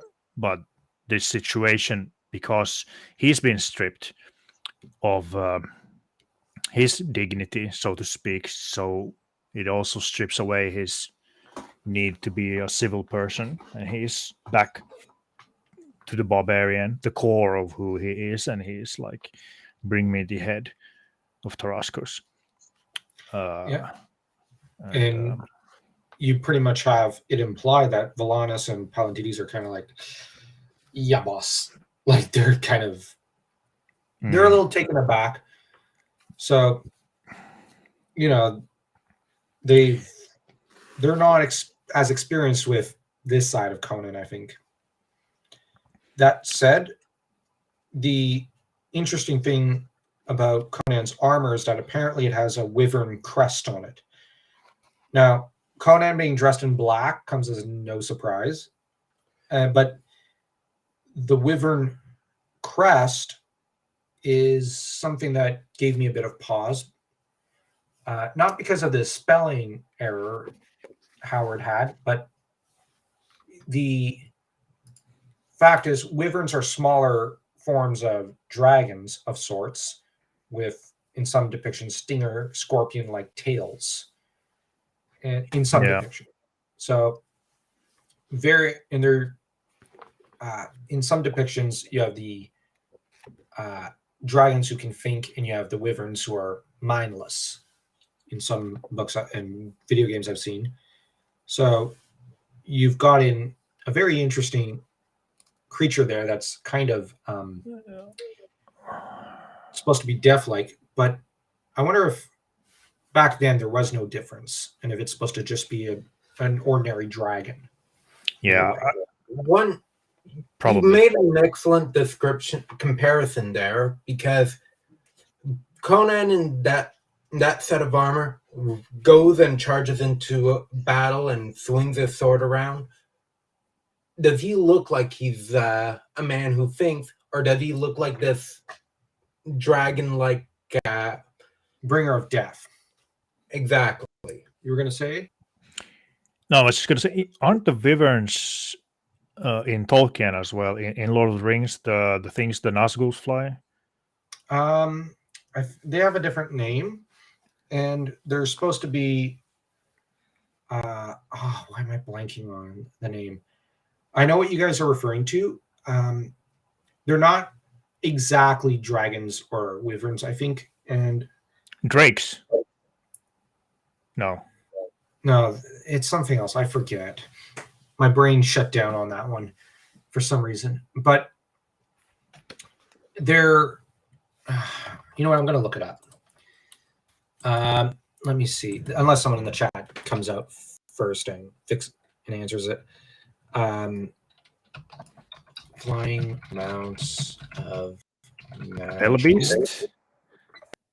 Fell beasts. Yeah, the fell beasts are also nicknamed Nazgul birds. So they're flying creatures, and there's not much description of them. But they don't seem to pack the same punch as wyverns or dragons. Right. Also, maybe they're not as intelligent like a dragon. Isn't dragons very intelligent in the Tolkien universe? Yeah, dragons are very ferocious creatures. Yeah. You don't mess around with Tolkien's dragons. Yeah. Turin Turambar found that out the hard way. And the fell beasts, though, are almost treated as air taxis by the Nazgul. And yeah, giant scaly flying ostriches. On the other hand, there's so many of them, and they can deal so, like they're basically like flying zergs. So Sauron could just chuck a whole bunch of them at the eagles, so that the eagles are basically unable to get into Mordor. Until almost the last minute, when they do a last-minute rescue of Sam and Frodo and save them, just as Mount Doom is blowing up and everything in Mordor is falling apart. So the eagles are able to do a last-minute rescue because there's no fell beast to oppose them. But if the fell beasts were still running around, they'd have their talons full. So they're never really ranked against the giant eagles, but I think that if you get one or two of them throwing themselves at them, they could probably kill a single giant eagle, which suggests that, much bigger numbers. So yeah, but I was just going to say, I absolutely love the picture of the fell beast with Sauron on it by Alan Lee, I think or is it John Howe? Oh, the Witch King. The Witch King. Witch King. Where you see the tower and he's riding on. And okay. It's absolutely. Or you might, yeah. Well, I've seen a few pictures of Witch King riding a fell beast when he goes to dive down and attack Eowyn, which there's some great artwork there. I'm not the biggest fan of the Peter Jackson movies, but the way the fell beasts look in his movie is just spot on. Like he got it perfectly from the book, and that's something which I don't think anyone can criticize Jackson about in that regard when it comes to the fell beasts. The visuals was just perfect. Then again, the Witch King looks perfect in those movies. So I love those movies. Okay, I didn't like them, but there's a lot of things I'm like, visually there's some stuff here and there I'm like, yeah, like I'm not going to give criticism. I have to heap praise on those movies. Like This Oh one. yeah, that'd be. I think that's supposed to be a Nazgul or the Witch King. Oh, it says Dark Tower of Sauron, Alan Lee. Oh, okay. So I guess it is Sauron. But yeah, it looks just like one of the Peter Jackson fell beasts. I love how the fell beasts look. Yeah, this is a classic image by Alan Lee. Yeah, looks perfect. Sorry, like I said, not the biggest Peter Jackson fan, but the visuals just, oh my gosh, the visuals often look good. But that's where I tend to get along with quite a few Peter Jackson fans. It's just, oh yeah, the visuals are perfect. It's like, who can complain about the Shire, the Fell Beast, or whatever visually? It's like, to complain is to basically complain about almost Tolkien. Yeah. But yeah, if you want to see something really bad, look at Rings of Power. yeah, but we didn't actually watch that show. We got turned off into the trailers.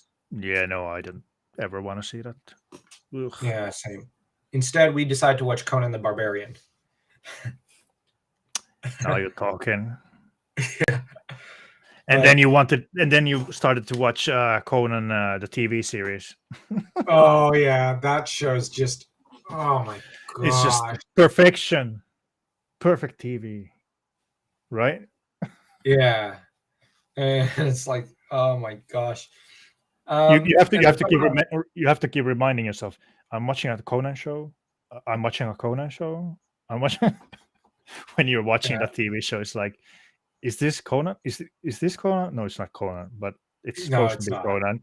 It's supposed to be Conan. So you're like, is this Conan? Is this Conan? Okay. There was someone on Reddit who, because I posted the video, I think in the television subreddit, and it's like, the guy just said, oh yeah, I'm starting to enjoy watching your reviews of the show.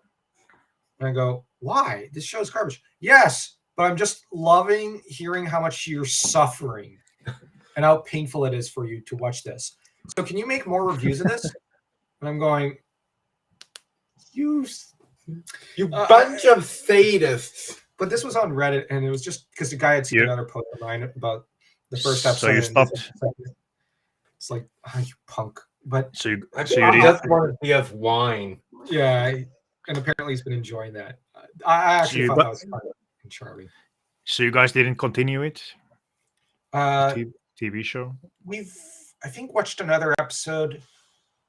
We've recorded another video, but we've not edited it because, well, we reached 800 subs and people wanted us to do Shadow Kingdom, a book club podcast of Shadow Kingdom. So we're doing Shadow Kingdom, like the short story with all the chapters. And then we're going to be doing the comic book miniseries from like 10 years ago. And then we're probably going to the TV series because, you know, we got to get, like, we had to get Elephant Tower, which was requested by Grimdark.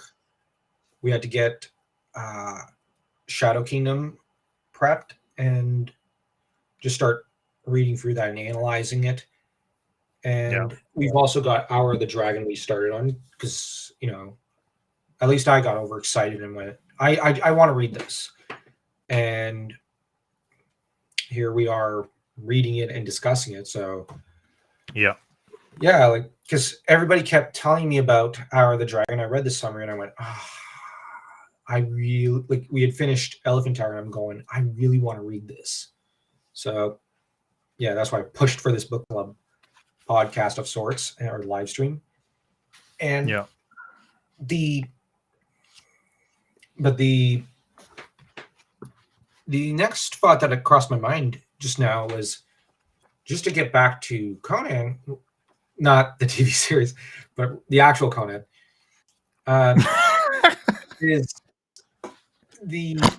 is how Conan sorry.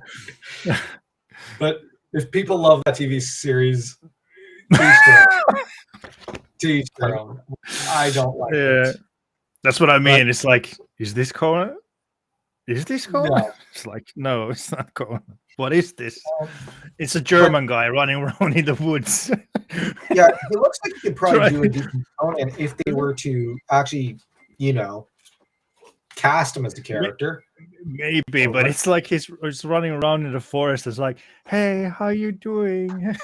It's like, Yeah, that's not Conan. it's like the opposite of Conan. It's like, Yeah, because Conan, usually when he's introduced, well, we had complained about in the first television.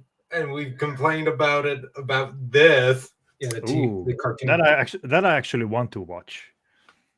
Feel free. We didn't enjoy it. We didn't enjoy it at all.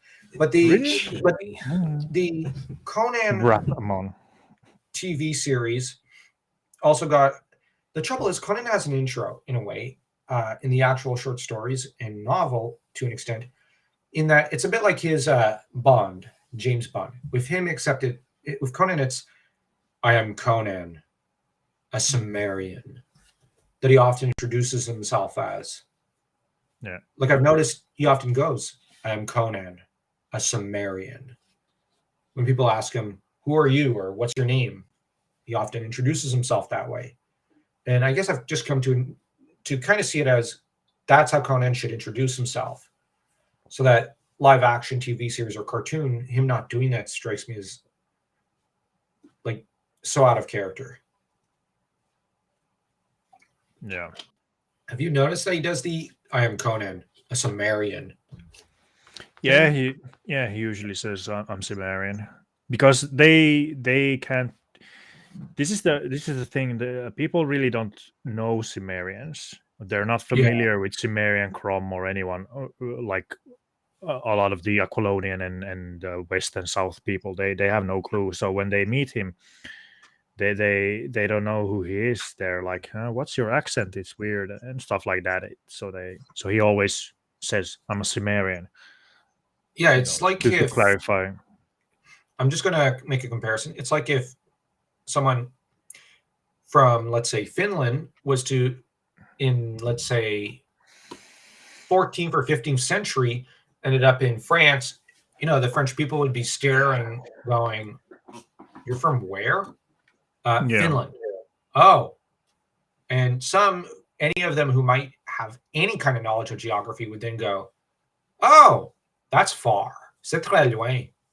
That'd be like it would boggle their minds, even if they were familiar with geography. They'd just be boggled, and that's where because they are at polar opposite ends of Europe. And the thing with Conan, though, I wonder if we can say that humorously to an extent, because in his youth as a child he wore panther skin, which typically we think of panthers as being dark furred. If he exchanged the dark furs of a panther skin for essentially an armored variant with this armor, because he's wearing typically a black hauberk and black mail. So I wonder if we're if Howard's kind of deliberately choosing to continuously reference this kind of visual image with Conan, that as a child he wore panther skins, as an adult he wears black mail. If we're supposed to think of it as the civilized variant of what he wore as a child. Right.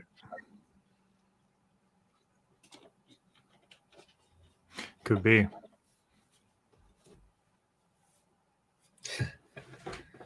Because thematically, I think we should probably kind of look at it almost like that. But if we were to make a comparison real quick, like to Lord of the Rings, at least in movies, visually, Aragorn, I think, is at his coronation. It's been years since I saw the movies. I think he's bedecked in white armor, ceremonial armor or something. I can't remember. And you have Conan, who is pretty much, if we're talking in terms of chess, for example, Aragorn might be the White King. Conan's portraying himself as basically the Black King in a way. Yeah. And very polar opposites visually there. So that's something that I find very striking and very, very, very cool about Conan, and it is something that marks him as very different from the Aragorn character. Although, when we first meet Aragorn in Lord of the Rings, the book, he's basically dressed in hide and fur and leather and just like essentially he's just wearing what's been patched together and thrown over his head. Mm. So, but Conan is like his armor is like I said. I'm just reminded of his panther skin that he wore as a kid. Yeah. Isn't it interesting in this second chapter also that the Conan is actually physically attacked in his pavilion by Xaltatun, and Yeah. that's where he is paralyzed, and Conan tries to swing the sword, or he does, but it doesn't hit really anything except the. So they strike basically at the head of the snake, as they say. You know the saying: strike at the head of the snake, and the rest will crumble. So they're going for Conan immediately, directly. They basically like drew him out. They attacked Aquilonia immediately, directly, and drew Conan out so he would come close to the border, and then Xaltatun attacked him spiritually, or with his magic, so to say, and attacked him and paralyzed him with his magic and took him out of the game, knowing that he is the glue. He's the one who holds the Aquilonian Empire. Like, even though there's fantastic generals and fighting force in Aquilonia, Conan is the glue. He keeps it together. He is the one like who brings makes it go further, like all the way, so to speak. He is the one who can like make it a really fighting force, like a really blunt instrument. So without him, so kind of crumbles. On my History Corner channel, I've been participating in a Mark Twain, Joan of Arc book club podcast. And the thing in Mark Twain's Jeanne d'Arc is that it's commented that Jeanne is really what holds the French army together. Like, it's her will, it's she herself, her presence that gives the French courage. Without her, they're never going to fight. And the thing is, obviously, this is like in French history, this is not always the case, but you get great men in any country's history. They could make berserkers out of nothing, out of men who are cowards. But the thing is, Conan is really he is Aquilonia at this point. Aquilonia rises or falls with Conan. When he sleeps, Aquilonia sleeps. When he awakens, it awakens. And they know this, and that's why they attack also him immediately. Yeah. And I think that Conan, shoot, I forgot what I was going to say. But I think that, a bit of the attack on him, to make the comparison to Lord of the Rings, is reminiscent of the attack on Frodo. Because, the Nazgul and the Witch King, are invisible threat. And they strike at Frodo. But the difference is, I think Conan could hold his own far better than Frodo could in a fight, for one thing.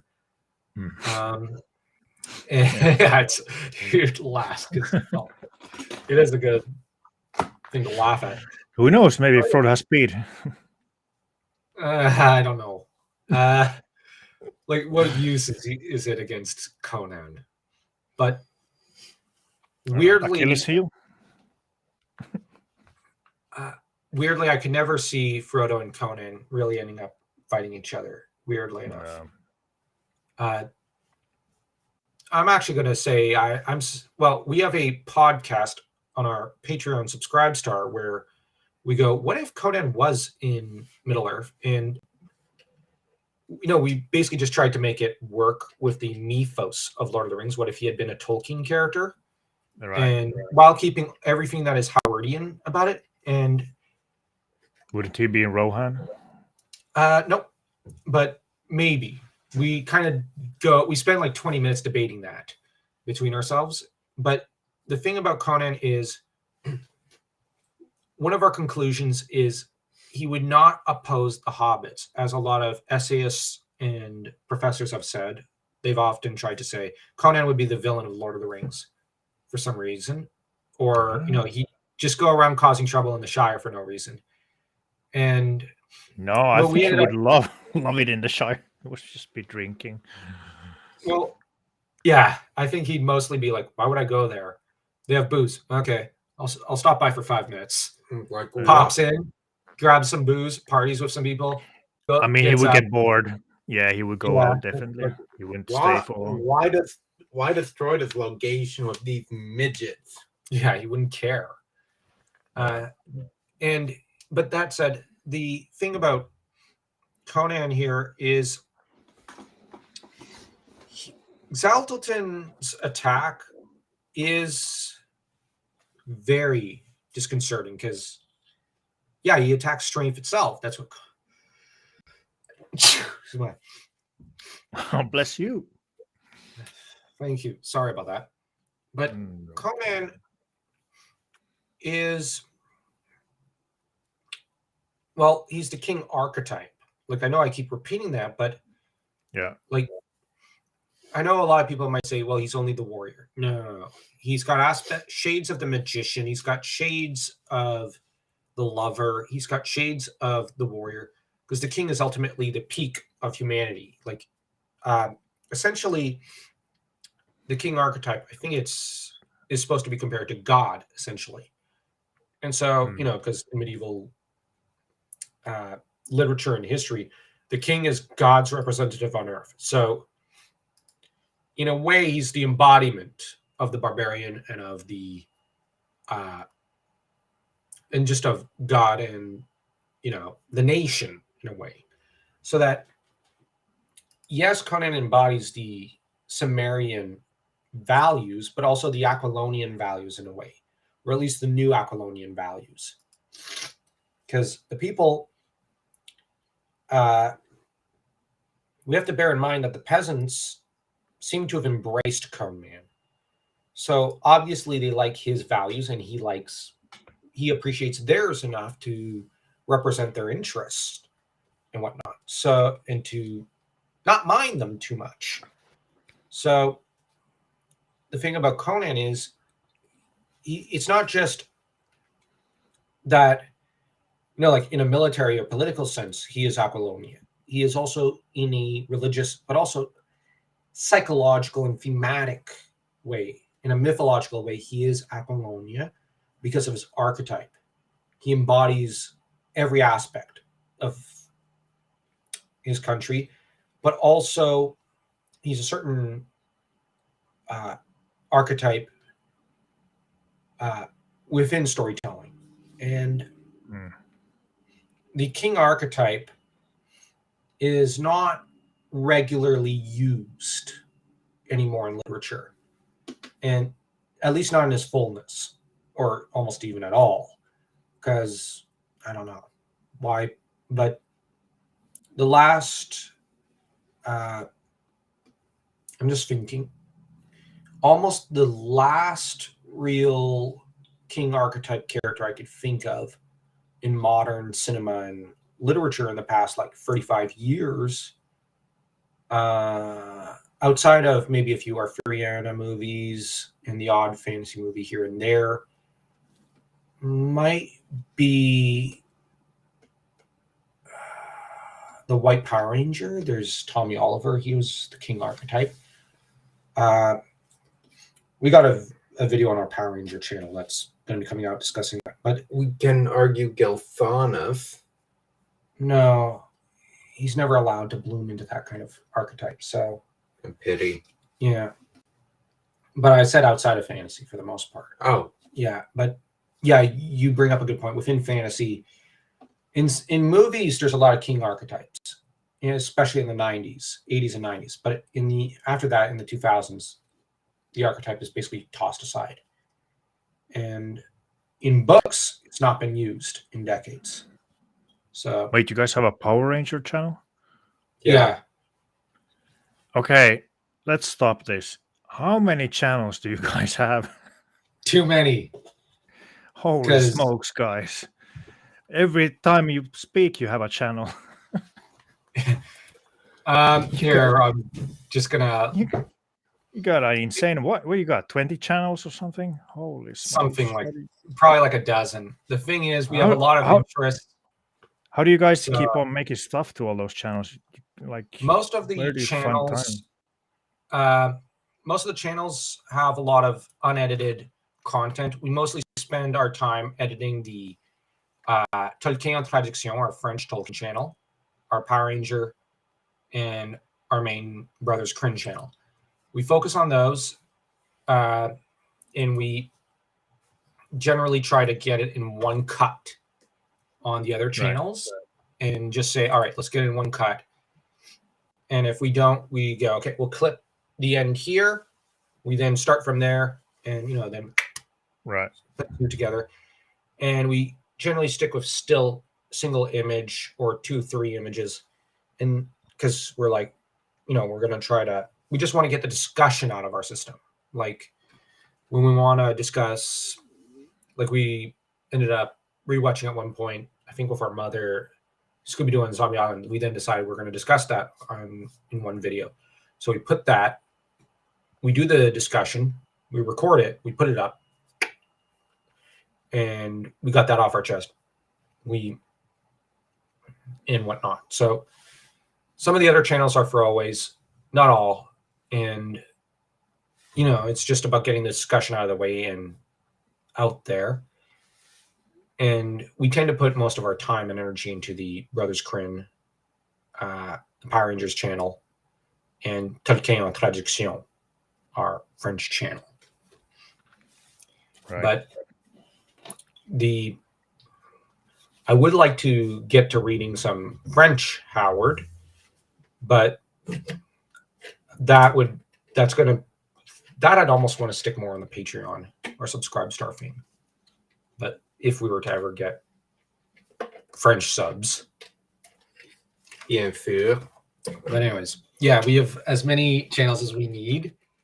Because the trouble is a lot of content that we like we're both horror fans, we're both history nerds. We can't just stick on the same channel because, YouTube doesn't like that.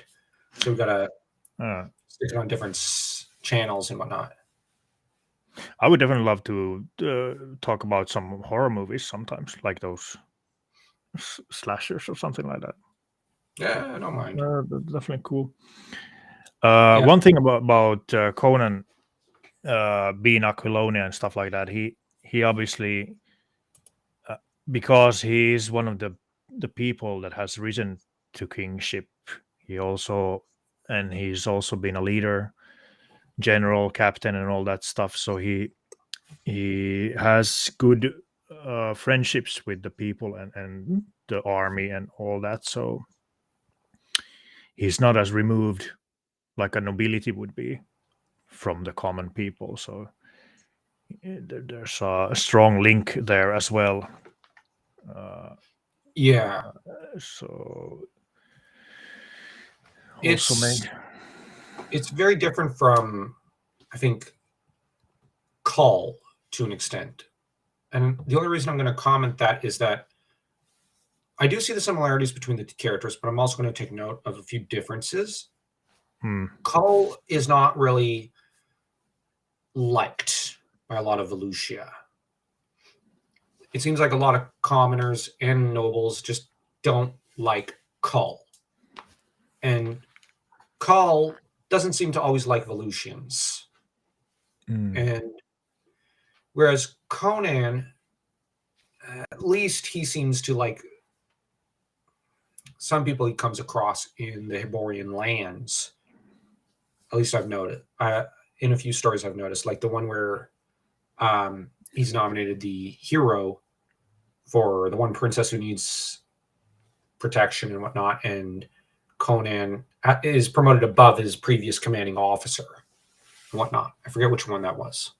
Yeah. But yeah, just as Caesar dug trenches with his men, so too did Conan work beside those he ruled. Yes.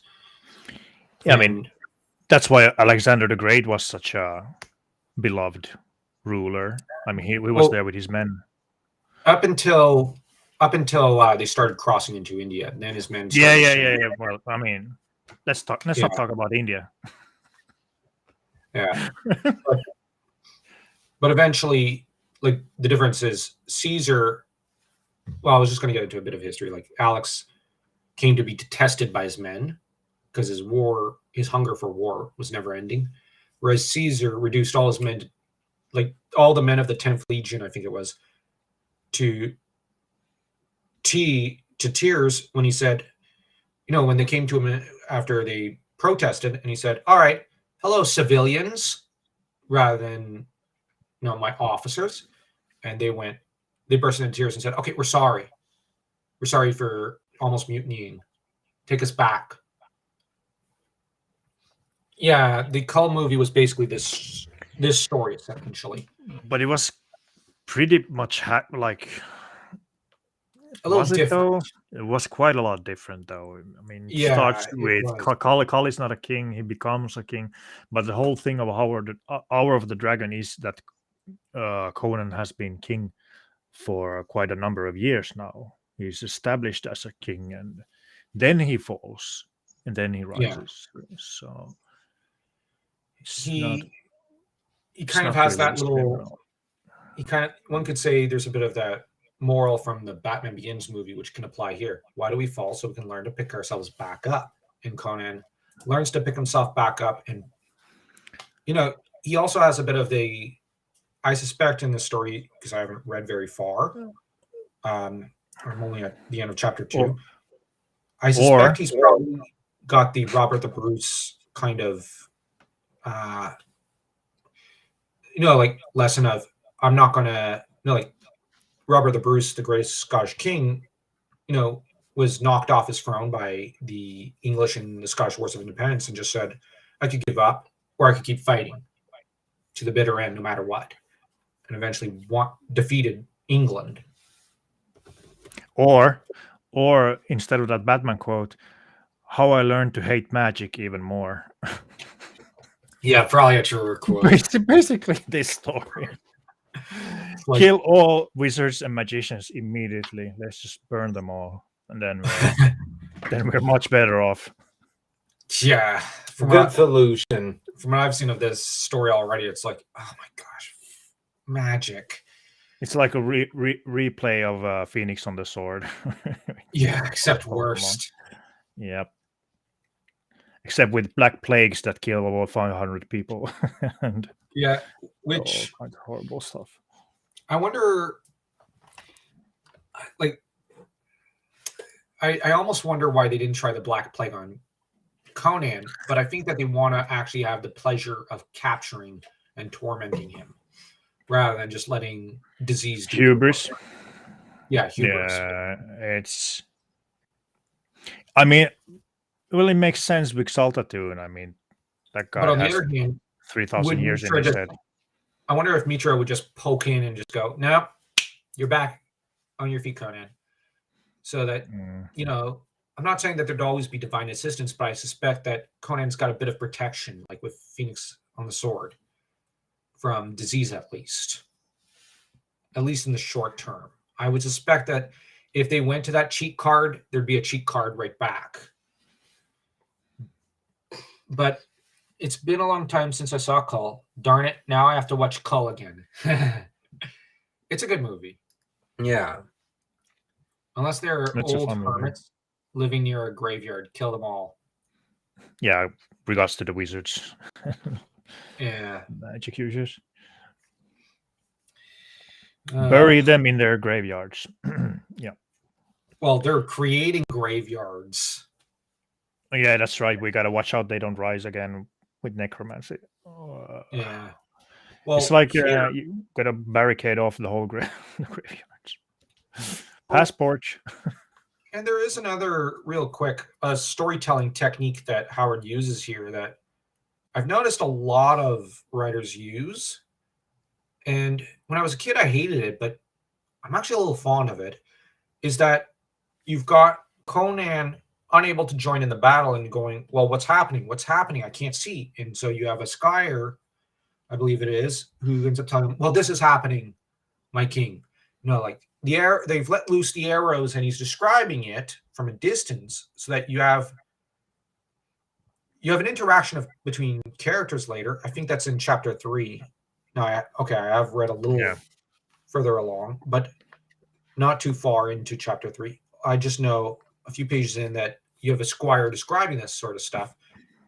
And we're probably going to analyze that more in the next stream of this topic. And it is something of a storytelling technique that I have grown fond of. And Howard, at least in the first 2 chapters, is he's really building up the hero, but also the villains. And he's doing a lot of show, don't tell as well. When, like Conan's personality. If you're not familiar with Conan, your first impression is he's a barbaric guy with a bad temper, but he's also someone fairly smart who he doesn't like his enemies. And he also seems to be a little morally offended by the use of plague as a weapon. And it's also implied he did not mind King Nimed. He seems to have had a attitude of, I don't care about him. Like, we have a truce for a reason. I don't care about him. But so he's a little annoyed that the guy died and that the truce has been torn to shreds. Yeah. And what's also interesting is that this is all being done so that, in a way, it's a revival of the old Nemedian Aquilonian rivalry. Because, like, the two have been struggling for centuries with each other, 5 centuries.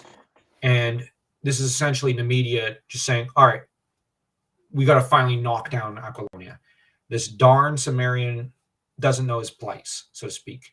So we're going to teach him his place.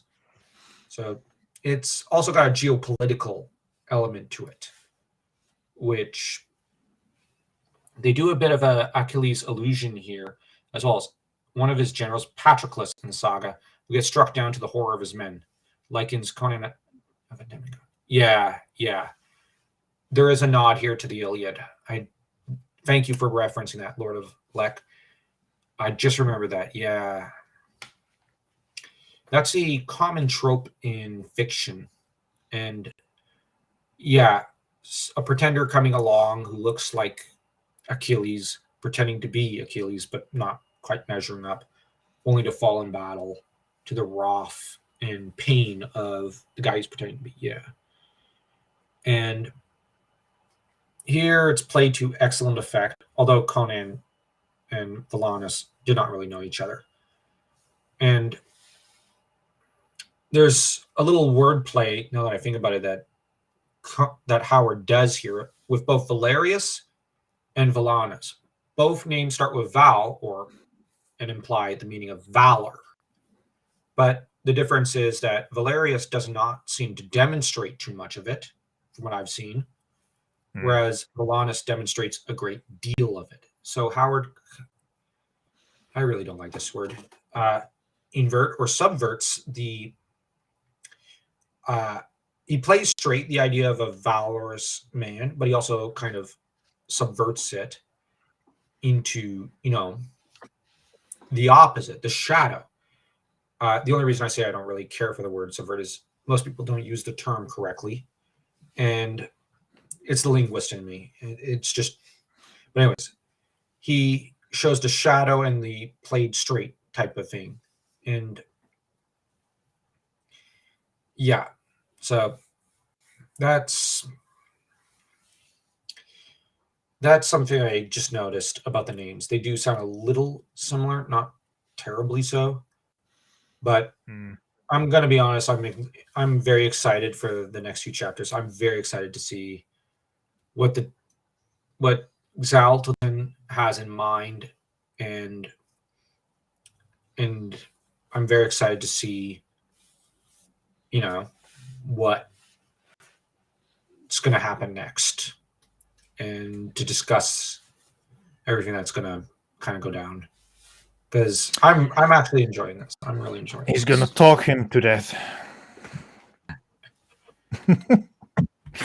It's kind of like the thing, like when the villain gets the hero and it's like, just kill him and it's over, But no, you gotta talk. Yeah, it's kind of like long hours. Yeah, it's kind of like Saruman, who tried to talk Gandalf to death, just going, "Join me, Gandalf." And Yeah. you've got Gandalf.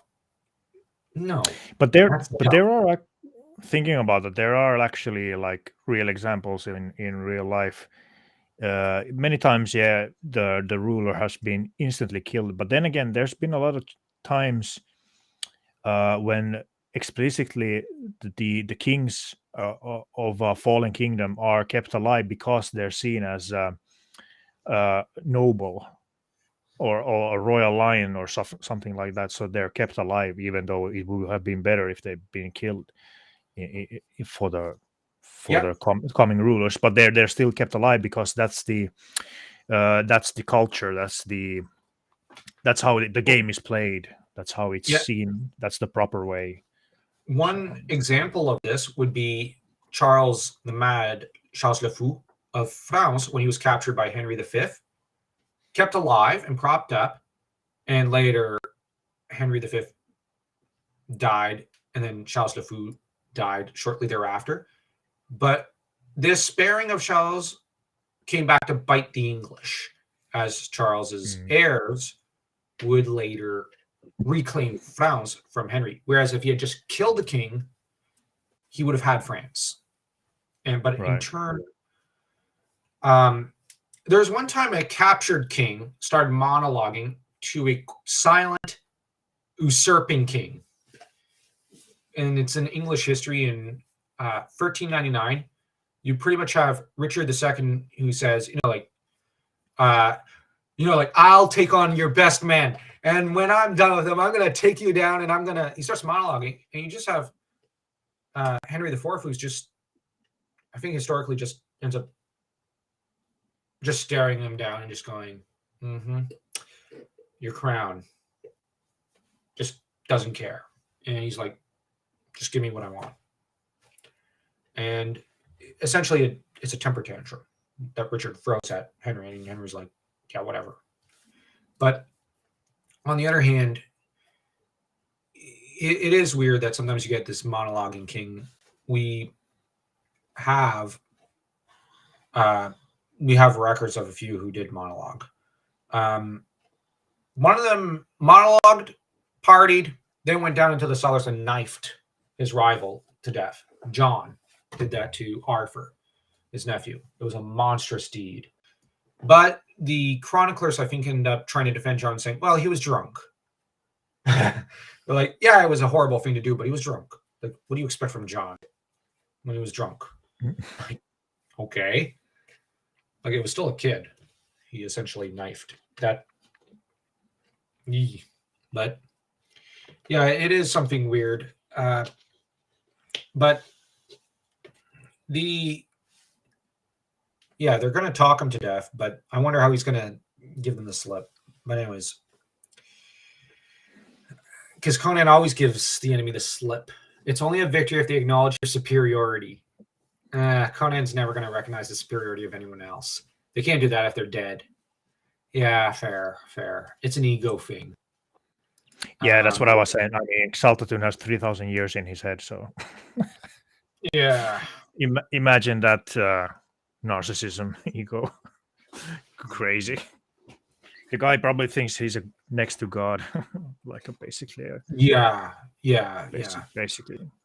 It's peculiar how often, like, some people come to believe they are a god or next to God. It's like, where the heck does that come from? Like, this philosophy is, of course, not one that Conan subscribes to. Headless corpse is good enough for him. Yeah. Well, Conan's a 4-0 guy. Definitely. He's a very pragmatic person. So I don't think the idea of I'm a god because I'm king would ever occur to him.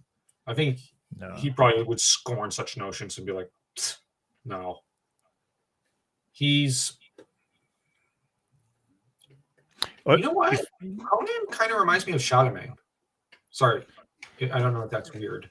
I was just gonna say, if you want to, that thought actually occurs in a weird way in Conan the Great, the novel, pastiche novel. I did a review on it. It's actually really good pastiche novel. So if you want to read a really good novel where Conan is the king, and it's similar to this Hour of the Dragon, I definitely recommend. That's one of your must need reads of pastiche Conan's. Is Conan the Great. It's Noting it down. it's really good, and it has a continuation of Black Colossus, the story. Ooh. Yeah, so it's really good. But you can watch the video. I have the video on my channel. But then again, it kind of spoils a bit of it. So I want spoilers. yeah, maybe read it first and then watch it. Probably better. Okay, but I might still see about leaving a like and a comment when I go to watch him. Yeah, But I mean, I don't spoil everything. I mean, I try to leave it the massive spoilers out. yeah, you're not like us. No, I figured that would be like a better maybe way. I don't know. Maybe. No. Just trying. Yeah, like your reviews are generally really good because you don't spoil everything, but then again, I love the intros and I just Yeah. And just sometimes when when I'm watching reviews of something like I'm interested in it, but I haven't read it yet. So then if it spoils it, it's kind of like, I kind of wanted to read it have for that myself. experience. Yeah, but you want to know still something about it, but Yeah. Okay. I don't know. Well, you're a good reviewer then. Yeah. We tend to not do the spoiler-free thing because we're like, well, we'll discuss it into the pavement. And Yeah, no, that's good as well. Like, it just kind of depends what you're going for. yeah. I think that when it comes to how to approach it, I'd say like if someone hasn't read something, they should watch your review first, and once they've read it, like then they could take a look at some of ours or those like us who discuss more like with spoilers to an extent. Although we're kind of approaching this from a very we're spoiling everything with this live stream and whatnot because it's the place for it. And I wanted to say before going, okay, well, I don't have much more I can say. I just wanted to comment on the thumbnail. I really like the thumbnail for this stream. Oh, really? Okay. Yeah. It's because I meant to message you with that, and I completely forgot for some reason because we had to brush the dog's teeth, and then I completely forgot to tell you. Like, I really like the thumbnail. It's the wait, who's the? I think it's Ken Kelly.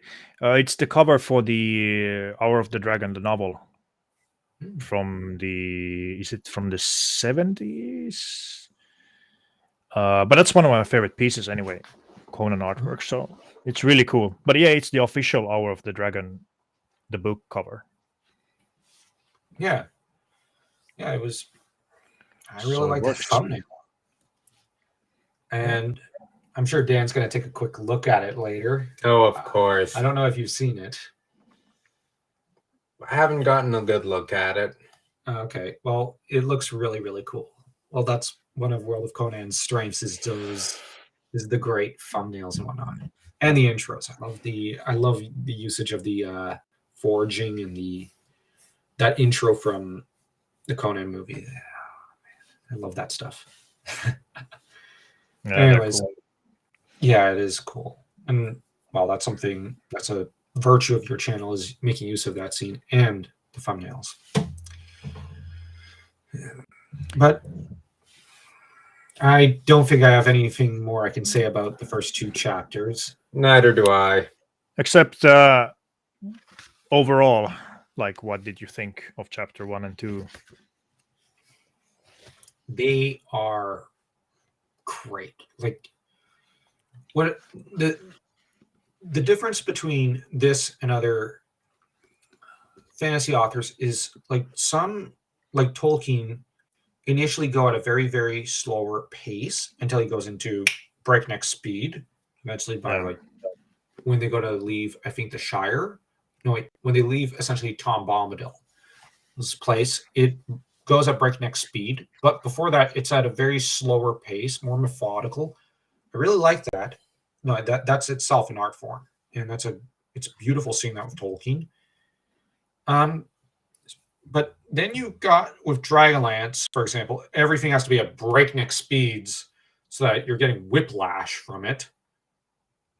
But here, Howard in the prologue is taking his time. He's chewing up scenery and he's slowly, well, he's creating tension. The next chapter is quick, but also, like, how do I put it? He's not mentoring like Tolkien, but he's taking his time to establish the characters, the scene, the situation. And it's only once he's painted a full picture that he then goes a little faster so that it's in the middle there. And I really, really like that. I can appreciate that the language used in the writing.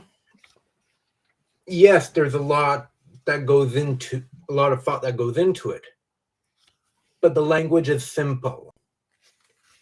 You could hand this over to a school-aged child, and he'll understand the language being spoken. Yeah. And you can extrapolate a lot, like we have in the past couple hours. Yeah. Howard has a real gift for linguistics that I don't think a lot of people properly appreciate. Like, if we were to compare, like, there's no prologue. Like, Tolkien's prologue is essentially a long expected party, and that there's no feel. Like the feel is completely different from chapter 1 and chapter 2, or the prologue and the first chapter of this story. So I have to admit, I really like the tension already. Like, and Tolkien is good at establishing tension, but Tolkien's working slow, very slowly, to weave it together. Whereas Howard is taking his time, but also going a little faster. And so I appreciate the differences, but I also really like this. And this, I think that more writers today could learn a thing or 5 from Howard about knowing when to take. Now, I do think they could stand to learn from Tolkien, but with Howard, knowing when to take your time and when to hurry. And with Howard, I think the Roman phrase "make haste slowly" comes to mind here. And that is what is being done linguistically and in terms of these 2 chapters. One thing I actually appreciated was at the beginning of chapter 2, when Howard describes, okay, these are the events that happen after chapter 1, and then we start at Conan. Yeah. It's a bit of cutting the fluff out. Yeah, but like I said, he's still taking his time to weave together his tale to an extent, which he's doing both, and he's doing it very skillfully. And I could see why Lovecraft was so effusive and spoke of Howard as one of the finest regional writers of Texas. And yeah, like the mastery that he's showing as a writer here is very impressive. What are your thoughts, World of Conan? Yeah, I thought reading again this. It's been a long while since I read this. Uh, Immediately, I absolutely love the beginning in the poem. You know, this the lion banner sways and falls in the horror haunted gloom. A scarlet dragon rustles by, borne on winds of doom. In heaps the shining horsemen lie, where the thrusting lances break, and deep in the haunted mountains the lost black gods awake. Dead hands grope in the shadows, the star turns pale with fright, for this is the dragon's hour, the triumph of fear and night. I think that's a like Howard's got away with words. Like that's that's fantastic. Yeah, Absolutely fantastic. I mean, he did write some over 800 poems, so I mean, he was very prolific in writing that. But I love the beginning. He sets the mood. You know, the long tapers flickered, sending the black shadows wavering along the walls, and the velvet tapestries rippled. Yet there was no wind in the chamber. The four men stood about the ebony table on which lay the green sarcophagus that gleamed like carven jade. And it's a really striking image right off the bat. yeah, And the like poem does set the tone. yeah, it definitely sets the tone. Like that's a perfect way to start. And like you guys said, it sets the mood and all that, but it in Howard fashion, it really very fast because he's used to writing these short stories. He goes immediately to the plot and gets going, so to say. I also think that was a good point with the chapter 2, how it immediately shows the aftermath of chapter 1. I was just thinking about how cool a movie of this would be. Like it would begin with the ritual and Exaltatune rising, and they like explain to him and all that what they want to do, and then it just cuts to the plague ravaging like Nemedia, people dying and stuff like that. It's like a like I can see that movie, like it will really work. And As then the after, opening credits starts, you have the plagues and whatnot. yeah, or even if yeah, okay, yeah. Now now I get what you mean. Yeah. That's a good idea. That's a good idea. Yeah. And then we cut to Conan like after that. But yeah. Um I really like the Conan chapter in chapter 2 where he is having this sense of doom, dread, which really foreshadows Exaltatune's immediate attack on him in the same chapter. And I think it'd be interesting to have. Yeah, you'd have like with a movie, you'd have like the plague, your ritual. But I also think it'd be interesting to have Conan like maybe hunting or going taking out falcons, and then he gets the news Nemedia's broken the truce, and yeah, where yeah. he realizes. Or I gone almost over the imagine border. I almost imagine him like he's near the capital, but I could almost imagine him going like the Beast from Beauty and the Beast. What? And where like the messenger is basically going, oh shoot. Okay, Lord of Lek wants it to be Red Nails, but I think with a Hour of the Dragon movie, I kind of want it chopped up into a trilogy or something, or duology. It's not with the mindset of like Peter Jackson with the Hobbit of stretching out something needlessly. It's what I'd like to see is just every detail properly attended to, and like every fragment of the story properly shown, properly paid respect to, and the tone, the themes from the book properly respected, and that's kind of what I'd want, because Howard is doing mastercraft writing here, and this is not simply. This isn't simply some fantasy story. This is fine literature. This is a mythological hero saga he's putting together, and there's a reason why I'm comparing it to the first few chapters of The Lord of the Rings, is because I do think that what Howard is doing here is something comparable in his own way to what Tolkien was trying to do. At least that's the impression I'm getting, and I'm really enjoying these first few chapters. So A bit Siegfried-esque.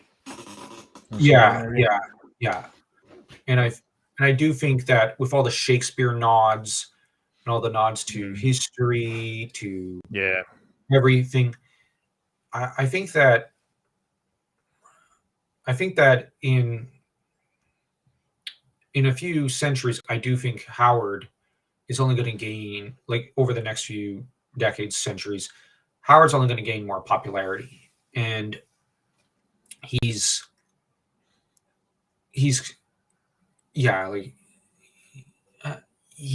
doing something Shakespearean here, and I'm so peeved that the guys show running House of the Dragon had a deal for Conan at Amazon and got kiboshed by new heads of production. The guys, I think they would have done the Rings of Power treatment to Conan immediately. I mean, that was the reason they I had that video explaining that. That's why they let Conan go, because Conan was problematic, too toxic for us. So, I mean, you don't want those kind of people trying to make Conan movie who don't understand the character at all. So, I don't think know. that I think it's blessing in disguise, I think. Yeah, if you want, like Probably. if there was anyone I'd want to be the showrunner for a Conan TV series, I don't know if this is weird, but maybe the Full Metal Alchemist Brotherhood manga artist or writer, whatever, she'd be quite good. I know that's a very, very different genre from Conan, but there's a certain sense of horror and whatnot in the Full Metal Alchemist comic strips, and I think that would be she'd have a good understanding of, like the horror, the darkness, and the tension that exist in Conan, and the fact that there's a lot of conspiracies in the story and whatnot. But I can't think of anyone I'd just off the top of my head. I like the people who did what was it called?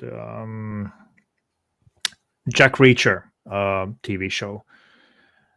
Not familiar with the Lee Child book. They had those two movies with Tom Cruise, which totally butchered the books. But then they got the rights back and they made a TV show with an accurate depiction of the character, and it's a hit. Like it's a big hit now, and there are more seasons coming of it. It's really good TV show. So those guys, I take those guys who wanted to make the character just like the book, and make the season exactly like the book. Mostly, I think it was. So that's those sounds like good people. Yeah. You want to respect, not something like The Witcher or Rings of Power or stuff like that. No. I mean, they even lost the Henry Cavill from The Witcher because he said, "I'll do 7 seasons for you." Imagine, I'll do 7 seasons for you. Only this one thing: do not deviate. Stick to the books. Yeah, don't turn it into something that's not even recognizable. And he left after 3 seasons. He's just gone. So yeah, I'm gonna actually compare some of these problems with like the Conan TV series from the 90s, where it's like it's completely unrecognizable. Yeah, exactly. That's what I mean. It's like, is this Conan? Yeah. And the Conan the Barbarian movie with Arnold was not exactly accurate, but there's a strong sense of there's a feel there that's And the accurate. feel, yeah, the sets, the music, the atmosphere. I mean, they all hit on point. Maybe not Yeah. character-wise in that sense, but story-wise. But Yeah. So uh, we'll have to continue the book with the next 2 chapters or something. yeah, 3 and 4. Yeah, at some point. So we'll Probably in a couple of weeks. I don't know. yeah, probably 3 weeks, something. because Christmas is coming up. Yeah. So that's going to be a bit tricky because Christmas is always a busy time for most people, I think. Yeah. It's only me because of the success of Hercules and Xena. Yeah. It's a pity we couldn't get the creators of Hercules Legendary Journeys to do. No, Yeah. I don't think that they could have done Conan quite right. Better than the TV I mean- series. Like I mean, they had the confines. I mean, the actor for Conan in the TV show said they had confines. They had to make it for kids, basically. So yeah, you got to bear so, that in mind. so they couldn't like make it as Conan is savage. Yeah, Like yeah, the 90s TV shows were a bit different. I mean, they were the real breakthrough was X-Files during the 90s, who broke through those barriers basically and Yeah. pushing the boundaries for more brutal stuff, I think. And yeah. because they had that one episode with the cannibals, and that was pretty gruesome, something like that. Yeah, But anyways, they couldn't really make them in the 90s. no, maybe in the 80s, but not the 90s. As it was, the Call the Conqueror movie pushed the letter as much as it could to an extent, at least for the 90s. And yeah, but anyways. Yeah, it's a bit pretty tame compared to the Conan movie. Oh yeah, The because it had to be. Yeah, I And guess they didn't want to make it Yeah. R-rated, maybe. But anyways, it was a great stream, guys. Fun talking about one of the great Howard stories, Hour of the Dragon. Yep. And we'll continue this discussion with chapter 3 and 4 in some weeks' time. Have to see when, but we will continue and see where the story goes. So I hope you see you all, you guys there as well. And hail to the barbarian horde. Hail Conan.